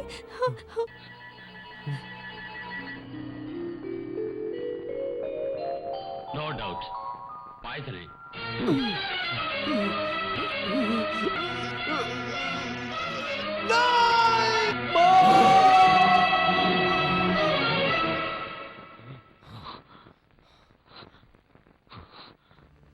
क्यों प्रभाकर, तुम्हारी माँ को इस तरह पॉइजन देकर मार दिया ये जानते हुए इसका क्या कारण था? या किसी गवाह का तुमने पता लगाया? पता लगाने की क्या जरूरत थी? बच्चे भगवान का रूप होते हैं, ऐसा हमारे बुजुर्गों ने कहा है। मेरी माँ की मौत किस तरह से हुई सब कुछ मेरे बेटे ने बता दिया। उसके बाद मुझे किसी गवाह की जरूरत नहीं, कुछ जानने की जरूरत नहीं। ठीक है प्रभा, तुम्हारी माँ को मार दिया ये जानकर तुमने अपने दुश्मन को मार दिया। ये किसी आम आदमी का इंतकाम था, लेकिन तुमने जिससे प्यार किया, जिससे शादी की, उससे क्यों मार दिया? उसने कौन सा गुनाह किया था, कौन सा पाप किया था? उसे प्यार करके मैं बहुत खुश था, उससे शादी करके मैं और भी खुश था। मेरी माँ की मौत की जिम्मेदार वो भी थी, इसलिए मैंने उसे मार दिया। नो, एक गुस्से के गुलाम बनकर तुमने ये सारे कत्ल किए हैं। तुम्हारे अनुराग में, तुम्हारी शादी में और तुम्हारे दाम्पत्य जीवन में किसी भी तरह की तकलीफ ना रहे, इसलिए तुम्हारी माँ को क्यों मारेगी तुम्हारी पत्नी? हाँ, उनकी मौत से उसे क्या फायदा? मैं गलत हो सकता हूँ और पाप भी हो सकता है। ये चावल से कंकड़ चुनते समय हम कुछ चावल के दाने भी फेंक देते हैं। किस्मत में जो लिखा होता है वो सब सच हो जाता है। इतनी समझदारी भरी बातें कर रहे हो ना। जब तुम्हारी माँ की मौत हुई तो पुलिस को क्यों नहीं इन्फॉर्म किया? यही तो तुम्हारे और मेरे बीच में एक फर्क है। हत्यारे को उसकी सजा देने के लिए आपकी आईपीसी में एक ही सेक्शन है, और उसी हत्यारे को बचाने के लिए बहुत सारे सेक्शन भी हैं। मेरी माँ की मौत का पता चलते ही मेरा खून खौल गया और मैं गुस्से से पागल हो गया, पर मैंने कुछ नहीं किया। जानते हो क्यों? मेरी माँ मुझे अनाथ छोड़कर चली गई थी, और मैं नहीं चाहता कि मैं भी अपने बेटे को अनाथ छोड़कर फांसी के फंदे पर झूल जाऊं। जिस तरह उन्होंने मेरी माँ को चुपचाप मौत के घाट उतार दिया था, उसी तरह मैं भी एक एक करके उन लोगों को मौत के घाट उतार देना चाहता था। मैं धीरे धीरे अपने काम को अंजाम भी दे रहा था। ये मेरा बैड टाइम है जो मैं तेरे हाथों पड़ गया। तेरा गुड टाइम है। मेरी बात सुनो, मैं उस चंद्रा को जान से मार देना चाहता हूँ। बस एक मौका दो, मैं खुद सरेंडर कर दूंगा। No, it's impossible. उस चंद्रा को मैं खुद कानून के हाथों से सजा दिलवाऊंगा, उसे मैं नहीं छोड़ूंगा। नो एंथोनी, तुम सिर्फ मुझे एक बार छोड़ दो, मैं उसे मारना चाहता हूँ। मैं तुम्हारी जिंदगी भर गुलामी करूंगा, मैं खुद सरेंडर कर दूंगा। सुनो एंथोनी, मेरे यार, मेरे दोस्त, प्लीज मेरी बात सुनो, छोड़ दो मुझे एक बार। चंद्रा साहब, चंद्रा।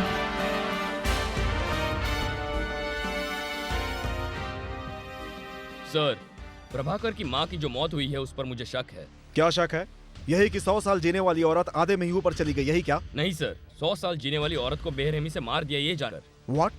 हत्या? यस। नो। पोस्टमार्टम रिपोर्ट में नेचुरल डेथ लिखा हुआ है। जी हाँ सर, रिश्वतखोर पुलिस वाले और डॉक्टर, इन लोगों की रिपोर्ट हमेशा ही गुनहगारों को सपोर्ट करती है। तो यह हत्या किसने की जानते हो तुम? चंद्रा, इस देश के ऊपर लगा हुआ 7.5 साल का शनि है वो, उसी के बारे में कह रहा हूँ। जिस चंद्रा को तुम 7.5 ही कह रहे हो, वही इस राज्य के नेताओं की एक महादेवी है। I mean Lakshmi. उसके बारे में कोई कुछ भी कहे, मुझे कोई मतलब नहीं। प्रभाकर की माँ की डेड बॉडी का मुझे दोबारा पोस्टमार्टम करवाना है, बस आपकी परमिशन चाहिए सर। मिस्टर, एंथोनी को दिल्ली से यहाँ इसलिए बुलाया गया है ताकि वो प्रभाकर को अरेस्ट कर सके, उसकी माँ की डेड बॉडी के संबंध में पूछताछ के लिए नहीं। अगर सपोज किसी ने पूछा ये सब क्यों हो रहा है, तो मैं क्या जवाब दूंगा? आपके द्वारा तैयार की गई टाइगर ऑपरेशन का इंचार्ज मैं ही हूँ ना। हाँ, ये रीपोस्टमार्टम उसी केस से संबंधित है, ऐसा जो आपसे पूछे उसे आप बता देना।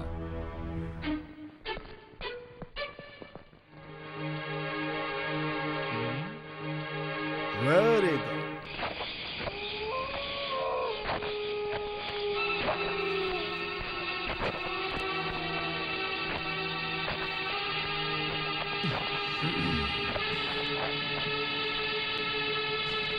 ए, गाड़ी रोक भाई। क्या हुआ? This is crime area, come on fast, charge, hold line, सभी लोग सो जाओ। दिस इज क्राइम एरिया, सभी लोग सुनो। देवी, इन तीनों में से किसी लड़के को पहचानती हो नहीं क्या? सर। क्यों रे, तू इस लड़की का भाई है क्या? ये लड़की तुम्हारी बहन है क्या? तुम उस लड़की के पति हो क्या? नहीं सर। तेरी तो तो तुम इन तीनों को जानते नहीं हो। तो बस स्टॉप पर अकेली खड़ी हुई एक लड़की को इतनी हिम्मत के साथ ये सारे के सारे टपोरी मिलकर छेड़ रहे हैं। धनुष, चार्ज। सर, सारे गुंडे भागे जा रहे हैं। Sir, over. धनुष मार रहा है। Sir, over. गुंडे भागे जा रहे हैं। Sir, over. Sir, yes sir, over. देखा, सबको कुत्तों की तरह मारकर भगा दिया।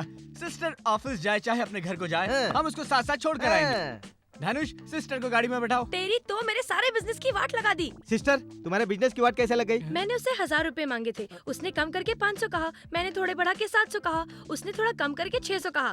हमारी डील फाइनली हो जाती, लेकिन इसने बीच में आकर सब गड़बड़ कर दी।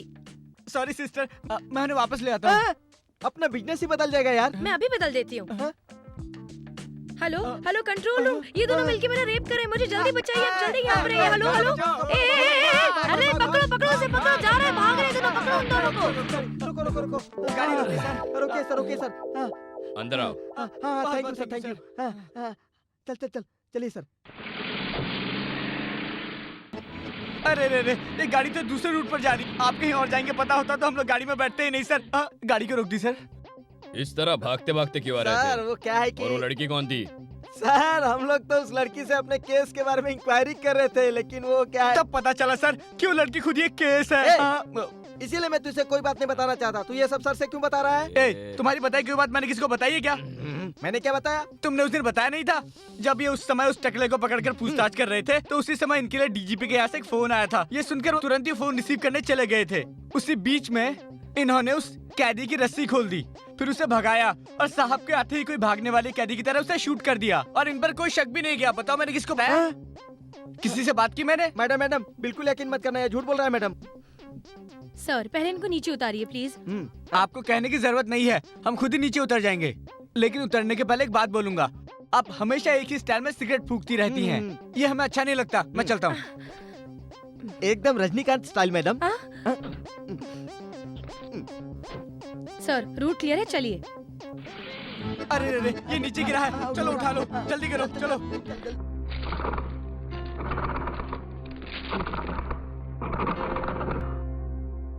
Sir same natural death.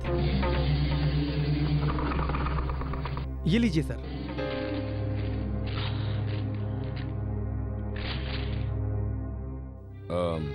तुम हेडक्वार्टर्स जा सकती हो। सर इतनी एक्टिंग मत करो, सब पता है मुझे।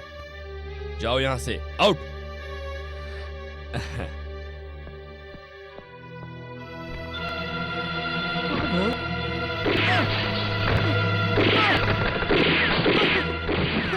इस रिवॉल्वर में सिर्फ एक ही बुलेट है। इसी बुलेट से तुम्हें खत्म करके इसी तरह एक और डेथ सर्टिफिकेट तुम्हें दिलवा दूंगा। माँ को पॉइजन का इंजेक्शन दिया गया था। चंद्रा ने मुझे झूठी रिपोर्ट बनाने के लिए कहा था। चल यहाँ से। चंद्रा बोल रही थी कोई जरूरी बात करनी है, क्या बात है? वो मैटर तुम्हें पता नहीं है क्या, या फिर एक्टिंग कर रहे हो? मैं तो एक्टर ही हूँ, जनता के सामने एक्ट ही करता हूँ, लेकिन जब भी तुम्हें देखता हूँ मेरी सारी एक्टिंग पीछे रह जाती है। अब मैं क्या बोलूँ तुम्हें? एक्शन कमेटी ने मुझे समन ऑर्डर भेजा है। तुम सीएम बनकर रहो तो भी, या सेंट्रल में तुम्हारी बहुत ज्यादा इज्जत हो तो भी, मुझे एक्शन कमेटी से समन ऑर्डर आया है। हाँ, इतना सब हो जाने के बाद भी क्या मैं तुम पर भरोसा करूं? तुम कुर्सी के लालच में तुम्हारा परिवार है ये बिना बताए ब्रह्मचारी बनने का नाटक कर रहे हो। अब सुनो, तुम और मैं एक होकर करोड़ों अरबों रुपया कमा सकते हैं। तुम कुर्सी पर खुशी से बड़े आराम से बैठोगे और मैं जेल में मुजरिम बनकर चुपचाप बैठूंगी। क्यों चंद्रा, ये सब सोचकर घबरा क्यों रही हो? मेरे रहते हुए तुम्हें घबराने की कोई जरूरत नहीं। सुनो, तुम्हारे वादे नहीं चाहिए, मुझे चाहिए तुम्हारी बेटी मेरे भाई की पत्नी के रूप में। तुम ऐसा क्यों करना चाहती हो? इस शादी से तुम्हें क्या फायदा होगा? साधारण लोगों की तरह मिलने वाले हम लोग ये शादी होने के बाद रिश्तेदार बन जाएंगे। तुम्हारी बेटी इस घर में आएगी तो मुझे तुम्हारी पावरफुल सिक्योरिटी मिल जाएगी और सेंट्रल से मुझे कभी भी कोई प्रॉब्लम नहीं होगी। ठीक है चंद्रा, जैसा तुम कहोगे वैसा ही मैं करने वाला हूँ, लेकिन मैं ब्रह्मचारी हूँ, यहाँ की सारी जनता जानती है। शादी किए बिना ही मेरी शादी के लायक एक लड़की है, ऐसा किसी ने मुझे पूछा तो उन्हें मैं क्या जवाब दूंगा? अपनी सगी बेटी को गोद ली हुई बेटी में बदल दीजिए। कैसे चंद्रा? इस राज्य की जनता को बंदर की तरह नचाने वाले स्टेट के मुख्यमंत्री अगर कुछ कहेंगे ना तो सभी जनता मान जाएगी।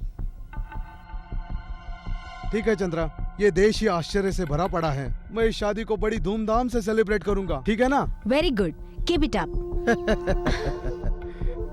अब तुम जा सकते हो। गेट ओपन करो।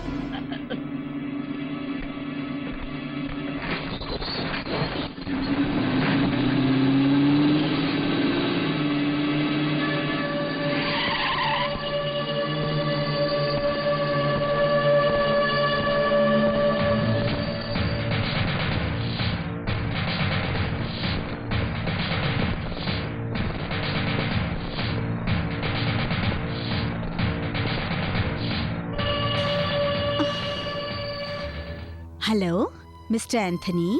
कभी तुम्हारे हाथों में हथकड़ी पहनाना भूल गया था ये कानून, मगर अब तुम्हें अरेस्ट करने आया हूँ।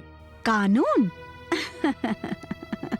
कानून को तैयार करती है असेंबली और इस असेंबली पर राज करती है सिर्फ चंद्रा। यही तो मैं जानना चाहता हूँ। किसी राजनीतिक पार्टी से कोई संबंध नहीं, एक मामूली कार्यकर्ता की उम्मीदवारी भी नहीं, फिर भी तुम्हारी उंगलियों पर एक गवर्नमेंट नाच रही है। इसके पीछे कौन सा कारण है? मुख्यमंत्री।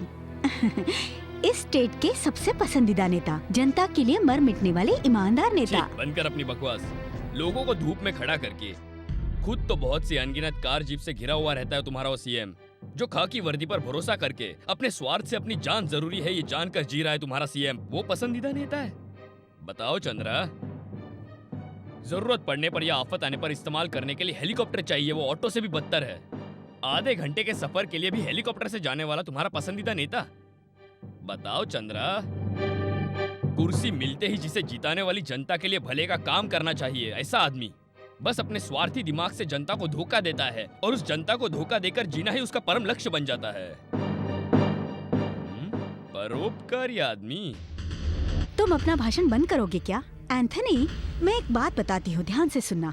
अभी मैं इस तरह से जाऊंगी, समझो मेरे चलने के समय जो मेरे पैरों के निशान बनते हैं ना, उस निशान को कुचलने से बचाने के लिए आपकी पुलिस उसकी सेफ्टी करेगी। अभी अगर मैं इससे चुटकी बजाऊं, समझ लेना तुम्हारे शरीर में जो लाल रंग का खून है ना, तुम्हारी पहनी हुई खाकी वर्दी को एक झटके में लाल कर देगी। अब बताओ, तुम मरना चाहते हो क्या? वैसे तुम्हारे मरने के बाद तुम्हारी राख को अपने आंगन के पेड़ों की खुराक बनाकर डालूंगी, इसीलिए कहती हूँ अभी मान जाओ। गलत काम करने वाली औरत जब खुद पर इतना घमंड करती है, तो कानून और इंसाफ को बचाने वाला अधिकारी अपने ऊपर कितना घमंड करेगा। तुम्हारे घर के पेड़ों की खुराक मैं बनूंगा? इससे पहले मैं तुम्हारे साम्राज्य का खात्मा कर दूंगा। अपने आदमियों से कह दो हथियार नीचे डाल दे। फेंको हथियार।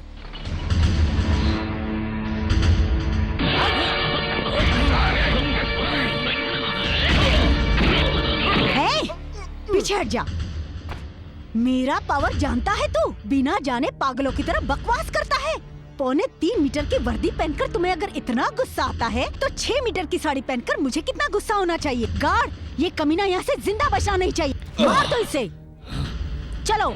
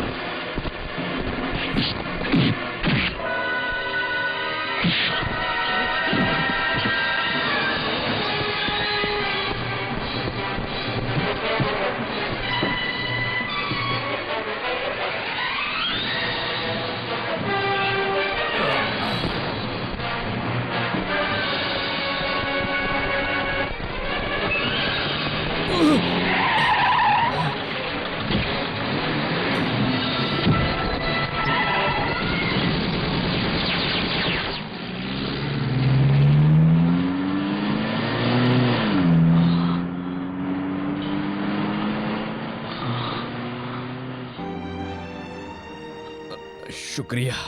अच्छा हुआ मैं समय पर आ गई, नहीं तो न जाने क्या होता आपका। जान को जोखिम में डालने वाली नौकरी मेहरबानी करे छोड़ दीजिए। जो नौकरी हमें सुरक्षा नहीं दे सकती वो करनी ही क्यों? कूली बनकर भी हम अपना पेट पाल सकते हैं, तो फिर अपनी जान को जोखिम में डालना क्यों? जान का डर होता तो मैं इस नौकरी को करता ही नहीं। मुझे तो सिर्फ देशद्रोहियों को पकड़ना है। लक्ष्मी, मुझे तो सिर्फ देशद्रोहियों को पकड़ना है। इसीलिए इस खाकी वर्दी को पहन लिया मैंने। मेरे पति ने भी अपराधियों को पकड़ना है कहकर इस बंगले में गए थे, पर वापस नहीं आए। रोज पुलिस स्टेशन के चक्कर काटती हूँ।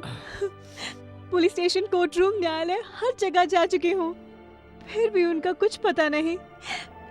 मैं शादीशुदा हूँ या विधवा, ये भी तो पता नहीं मुझे। मेरी फरियाद तो सभी सुनते हैं, लेकिन चंद्रा के खिलाफ कोई कुछ नहीं करना चाहता। इस मासूम बच्चे के भविष्य के बारे में सोचकर तड़प रही हूँ भैया, तड़प रही हूँ। आपके पति पुलिस ऑफिसर थे क्या? हाँ, ड्यूटी पर जान देने वाले अधिकारियों को गवर्नमेंट पेंशन तो देती है, मगर जान तो वापस नहीं करती ना। आपसे हाथ जोड़कर प्रार्थना करती हूँ, ये नौकरी छोड़ दीजिए।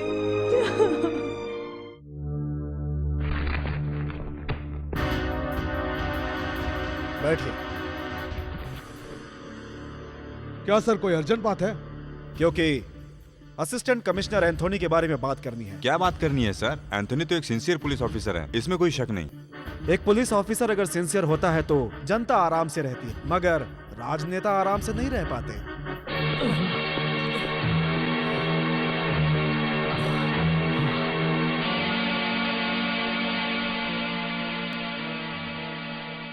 एंथोनी, क्या हुआ? बताता हूँ सर। मरे हुए कानून के हाथों से पकड़कर लाशों की तरह तैयार किए गए इस पुलिस डिपार्टमेंट में मैं अकेला ही इंसाफ और कानून की बात करते रहता हूँ। इनके बिना जीना गलत है। क्या कहना चाहते हो? मैं कुछ समझा नहीं। अभी भी समझ में नहीं आ रहा है क्या? लात खा के, मार खा के, गवर्नमेंट की दी हुई इस खाकी यूनिफॉर्म पर जो खून के छींटे हैं और मैं खून से जो लथपथ होके यहाँ पर आया हूँ, अभी भी कुछ समझ में नहीं आ रहा है सर। मैं सब समझ गया एंथोनी। चंद्रा के कंपाउंड के अंदर बिना परमिशन के गया हुआ पुलिस ऑफिसर और उसकी ये हालत देखकर मैं ये सच्चाई स्वीकार करता हूँ, मगर क्या सर? तुम्हारा वहाँ जाना गलत है। क्या गलत है सर? कौन सी गलती की मैंने? शरीर के अंदर बह रहे खून को पसीने की तरह बहाकर ट्रेनिंग पास होके एक आईपीएस अधिकारी बना। दूसरों के खून को जूस समझकर पीने वाली वो राक्षसी उस चंद्रा के घर पर रेड मारना गलत है सर। उसको अरेस्ट करना गलत है सर। उसके घर के तहखाने में इस देश का सर्वनाश करने वाली मशीन गन्स, आरडीएक्स बॉम्ब्स या हथियार तैयार करने वाली एक फैक्ट्री है सर। मैंने अपनी आंखों से देखा है। वो एक देशद्रोही है। ये सब कुछ आपको पता है सर? पता है। सच्चाई का पता होने के बाद भी कुछ नहीं किया है। इस पुलिस डिपार्टमेंट को शर्म नहीं है, कोई इज्जत नहीं है, और मुझे तो लगता है मर्दानगी भी नहीं है। Am I right, sir? No, you are wrong.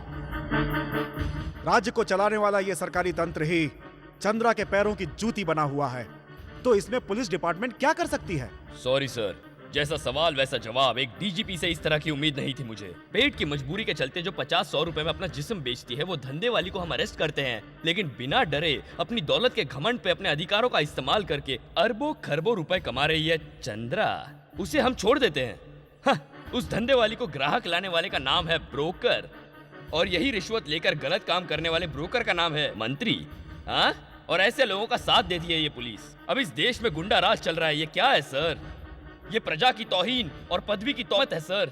Mister Anthony, देश भर में चल रहे गलत काम, गुंडागर्दी हर दिन हर पत्रिका में, हर अखबारों में फोटो के साथ छपते आ रहे हैं, और उसे सारी जनता पढ़ती है। इन सब का विरोध किए बिना ही, स्ट्राइक किए बिना ही अपने परिवार के साथ चैन की नींद सो रहे हैं। तो फिर हम रिस्क क्यों लेंगे? हमारी फैमिली नहीं है क्या? कानून की रक्षा करेंगे ये कसम लेकर। हाथ में रिवॉल्वर और लाठी पकड़े हुए पुलिस वालों के पास हिम्मत नहीं है, तो सुबह की नींद से उठते ही आज का दिन किस तरह गुजरेगा ये सोचने की हिम्मत इस मासूम जनता के अंदर कैसे आएगी? कोर्ट में जाने वाले वकील को शमशान भिजवा दिया जाता है। कातिलों को पहले बेल नहीं देने वाले न्यायाधीश को आज गुंडे धमका रहे हैं। पुलिस को छोड़कर सबको पता होता है ये गुंडा है। इस राष्ट्र में जो शांति थी वो लुट गई, तो फिर लोगों में हिम्मत कहां से आएगी सर? पति के किडनैप होने पर पत्नी पुलिस स्टेशन में कंप्लेंट देने आती है, तो उस पत्नी की ही इज्जत लूट ली जाती है। इस अन्याय का विरोध करने वाली जनता के ऊपर लाठी चार्ज और फायरिंग के ऑर्डर दिए जाते हैं। ऐसे ही कुछ मक्कार बदमाश पुलिस ऑफिसर को देखने के बाद भी लोगों में बोलिए कहां से हिम्मत आएगी सर? एक नया पाठ पढ़ाना है, नए युग की शुरुआत करनी है, रिश्वतखोरी को खत्म करना है, खून खराबे को खत्म करके राजनीतियों को बदलना है, तो पुलिस डिपार्टमेंट को मासूम जनता का सपोर्ट करना पड़ेगा। उससे पहले हर एक पुलिस वाले को जिसने खाकी वर्दी पहनी है, सिर्फ उसे यूनिफॉर्म समझे बिना काम करने वाले काम को, सोचने वाले हमारे दिल को भी यूनिफॉर्म समझना होगा। खाकी वर्दी पहने हुए एक बस कंडक्टर या ड्राइवर को जरा सी प्रॉब्लम होती है तो एक बस भी नहीं चलती। खाकी वर्दी पहने हुए एक ऑटो ड्राइवर को कुछ तकलीफ होती है तो एक ऑटो भी नहीं चलता, लेकिन खाकी वर्दी पहने एक पुलिस ऑफिसर के ऊपर कोई प्रॉब्लम आती है तो उसके ऊपर डिपार्टमेंट ध्यान ही नहीं देता। इन हालातों को बदलना होगा, हम सभी को एकजुट होना होगा। देश की जनता के बीच हम लोगों को अपनी छवि सुधारनी होगी। धर्म, न्याय, कर्तव्य ये अपने डिपार्टमेंट का एक तारक मंत्र होगा तो सारी जनता हम पर विश्वास करेगी। हमें इस राष्ट्र से अत्याचार का अंत करना है, सभी अपराधियों की समाधि बनानी है। उसके लिए महात्मा गांधी के दिखाए हुए अहिंसा के मार्ग की अखंड ज्योति को क्रांति के नाम का पेट्रोल डालकर रोशन करना होगा। तभी राजनीति के अंधेरे में गुम हुई धर्म की देवी का हम सभी भारतीय पता लगा सकते हैं। इस कार्य के लिए मैं तैयार हूं। अगर आप लोग भी जनता का भला चाहते हैं और इस मातृभूमि पर आपका विश्वास हो तो, आपके अंदर के खून में गर्मी हो तो मेरा साथ दो।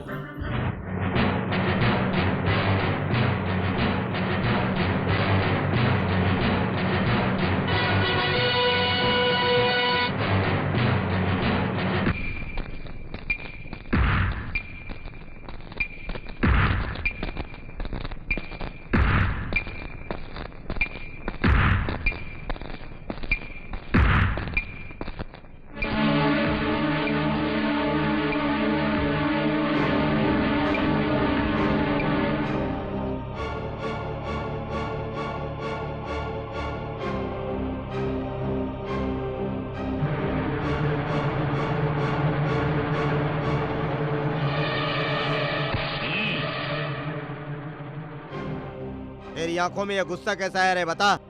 3 खून करने के बाद भी तेरी प्यास नहीं बुझी क्या?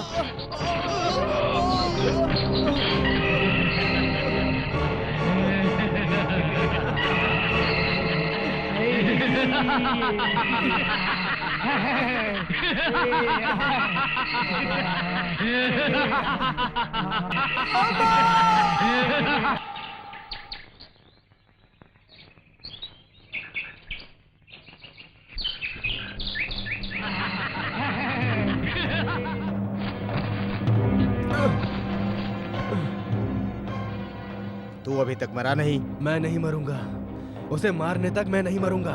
क्या कहा? तेरी इतनी हिम्मत? तू मुझसे कहता है?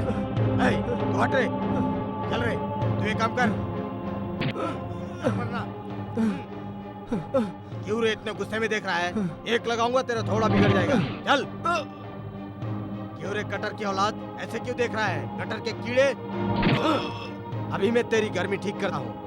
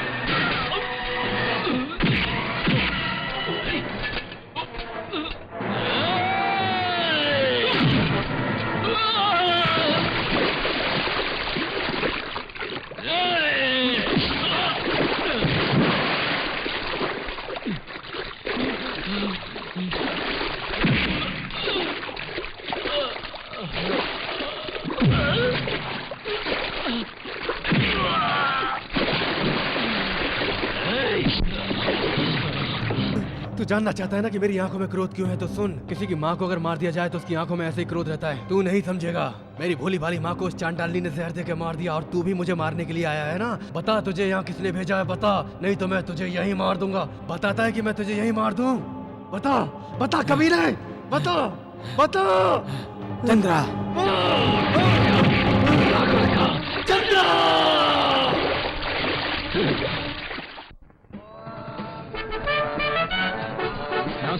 नमस्ते।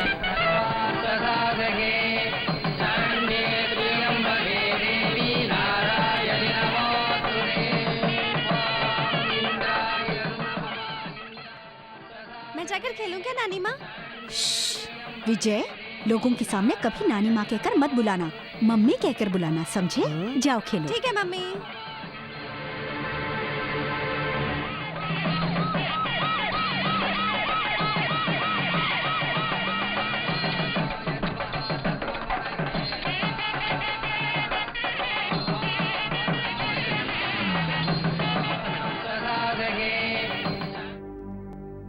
ये सब क्या हो रहा है माँ? एक मिनिस्टर के घर जन्म लेने से तो अच्छा है कि किसी मजदूर के घर जन्म ले लिया होता।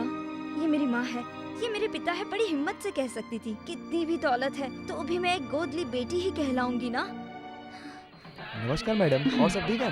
ठीक है, चलते हैं मैडम। इन्हीं दो। नमस्कार सर।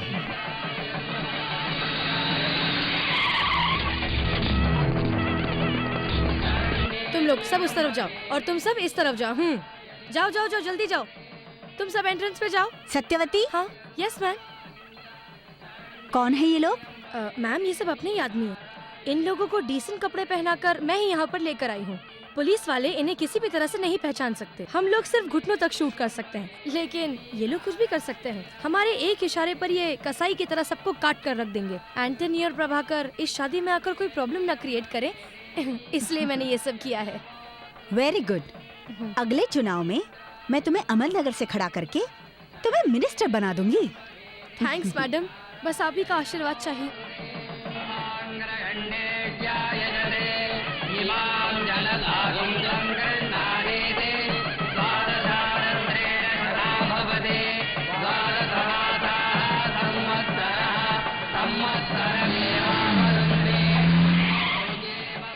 हमारी कैसी हालत हो गई है यार आयुष। प्रमोशन दिलाता हूँ ये सुन सुनकर आखिर में हमें यहाँ बर्तन साफ करना पड़ रहा है। देखा तूने?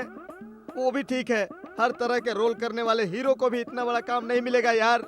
अरे आयुष, मुझे ये सारा काम संभालने के लिए कहकर तुम कहाँ पर चले गए यार? अरे धनुष, चिल्ला क्यों रहे हो? चुपचाप बर्तन नहीं धो सकते हो मूर्ख।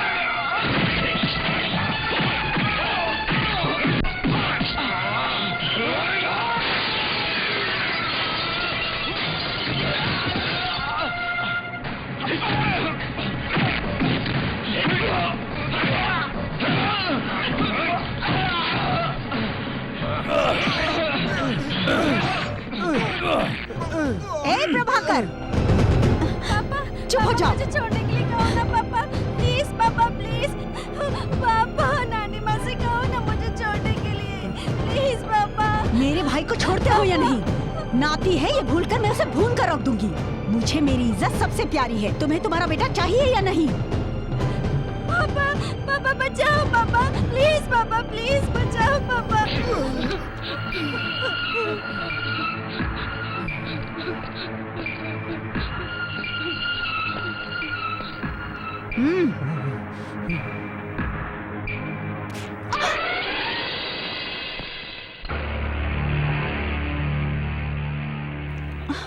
मैडम, मुझे पहचाना?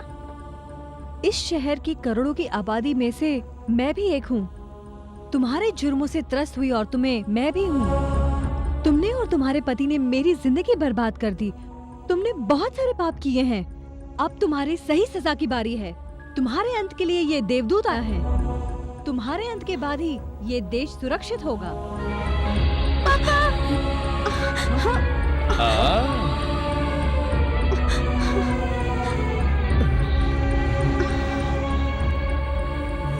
तेरा क्या ज़मीर मर गया है क्या, जो अपनी बेटी को गोद ली हुई बेटी बोलता है और उसकी शादी इस कमीने से करके उसे जीते जी भयानक नर्क में ढकेलना चाहता है? क्या ये बात तुझे मालूम नहीं? ये राजनीति का गंदा खेल खेल के तू क्या समझता, तू फिर से सीएम बन जाएगा? देश के भोले भाले लोगों को धोखा देकर के तुम इतने ऊंचे आसन पर बैठ गए हो जहाँ तुम अय्याशियां करते हो। तुम्हारे जैसे अय्याश नेताओं की वजह से ही हमारे देश का नाम बदनाम हो रहा है। हमें शर्म आती है कि तुम हमारे नेता हो और हम तुम्हारी जनता है। तू सीएम है, लेकिन ये कमीनी कौन है? पार्टी की प्रेसिडेंट है, पार्टी की सदस्य है, या इसने पार्टी का गली गली जाकर प्रचार किया है, या फिर इसने देश की सेवा के लिए कोई काम किया है? फिर क्यों ये अधिकार, ये मान सम्मान इस पापड़ बेचने वाली को दिया है? इस राज्य का तू सीएम है, तू मंत्रियों से मिलता है, तू आईएएस अधिकारियों से मिलता है, तब जाकर देश का भला होता है। फिर क्यों तू इसके कहने पर बैल की तरह सिर हिलाता है और देश को गर्त में ले जा रहा है? आईएएस, आईपीएस अधिकारी, डॉक्टर्स, लॉयर्स, बिजनेसमैन, हर रोज मेहनत मजदूरी करके जीने वाले गरीब लोग और गरीबी में रहने वाली औरतें, ये सारे लोग आप सभी लोग के साथ फॉरेन कार्स में गांव आते हैं तो बहुत दूर खड़े होते हैं। किस वजह से पता है तुम्हें? तुम्हें कैसे पता होगा? क्योंकि उनके परिवार को बचाने वाला समझकर, उन्हें आगे बढ़ाने वाला मसीहा समझकर, इस भरोसे से ही। लेकिन अब पता चला कि अपने स्वार्थ के लिए तुमने इस देश को टुकड़े टुकड़े करके बेच दिया है। यही समझकर इस देश का धर्म चक्र आज अधर्म को रोकने वाला विष्णु चक्र बन गया है। तुझे खत्म करने के लिए मैं एक अच्छे मुहूर्त की तलाश में था, लेकिन अब तू ही इधर आ गई है। अब मेरी एक ही समस्या है कि पहले तुझे मारूं या इसे मारूं। तुम दोनों देशद्रोही हो, देश को बर्बाद करने में तुम्हारी बराबर की हिस्सेदारी है, तो मौत में भी तुम्हारी बराबर की हिस्सेदारी होनी चाहिए। मैं यही सोचता हूँ। इस राज्य पे तुम्हारे नाम का जो शनि लगा है मैं उसे उतार दूंगा। मंत्री कौन होता है? जनता का प्रतिनिधि, हमेशा जनता के सुख दुख के बारे में सोचने वाला मुखिया। मगर कुर्सी मिलते ही तुम सारे नेता ये भूल जाते हो। अब मुझे देश की औरतों की इज्जत को बचाना है और इस देश के नाम को सूरज की तरह चमकाना है, और तुम्हारे जैसे कमीने नेताओं की वजह से देश में आई बर्बादी को दूर करना है। देश के गरीब भोले भाले लोगों को झूठे दिलासे देकर के अपने जाल में फंसाते हो और उनका खून चूसते हो, और वो भोली भाली जनता अपनी समस्याओं को लेकर तुम्हारे सामने आती है जिन्हें तुम दुत्कार देते हो। देश के कोने कोने में बैठे सिर्फ तुम्हारे जैसे नेताओं की वजह से हमारे देश का नाम सारी दुनिया में खराब हो रहा है। जनता के पैसे से खरीदी हुई लंबी लंबी एसी कारों में चलने वालों, एक बार तपती सड़क पर पैर रखकर देखो, औकात समझ में आ जाएगी कि गरीबी क्या चीज होती है। तूने इस नागिन की बात मानकर देश का खून चूसा है। अब मैं तुम्हें जान से मार दूंगा।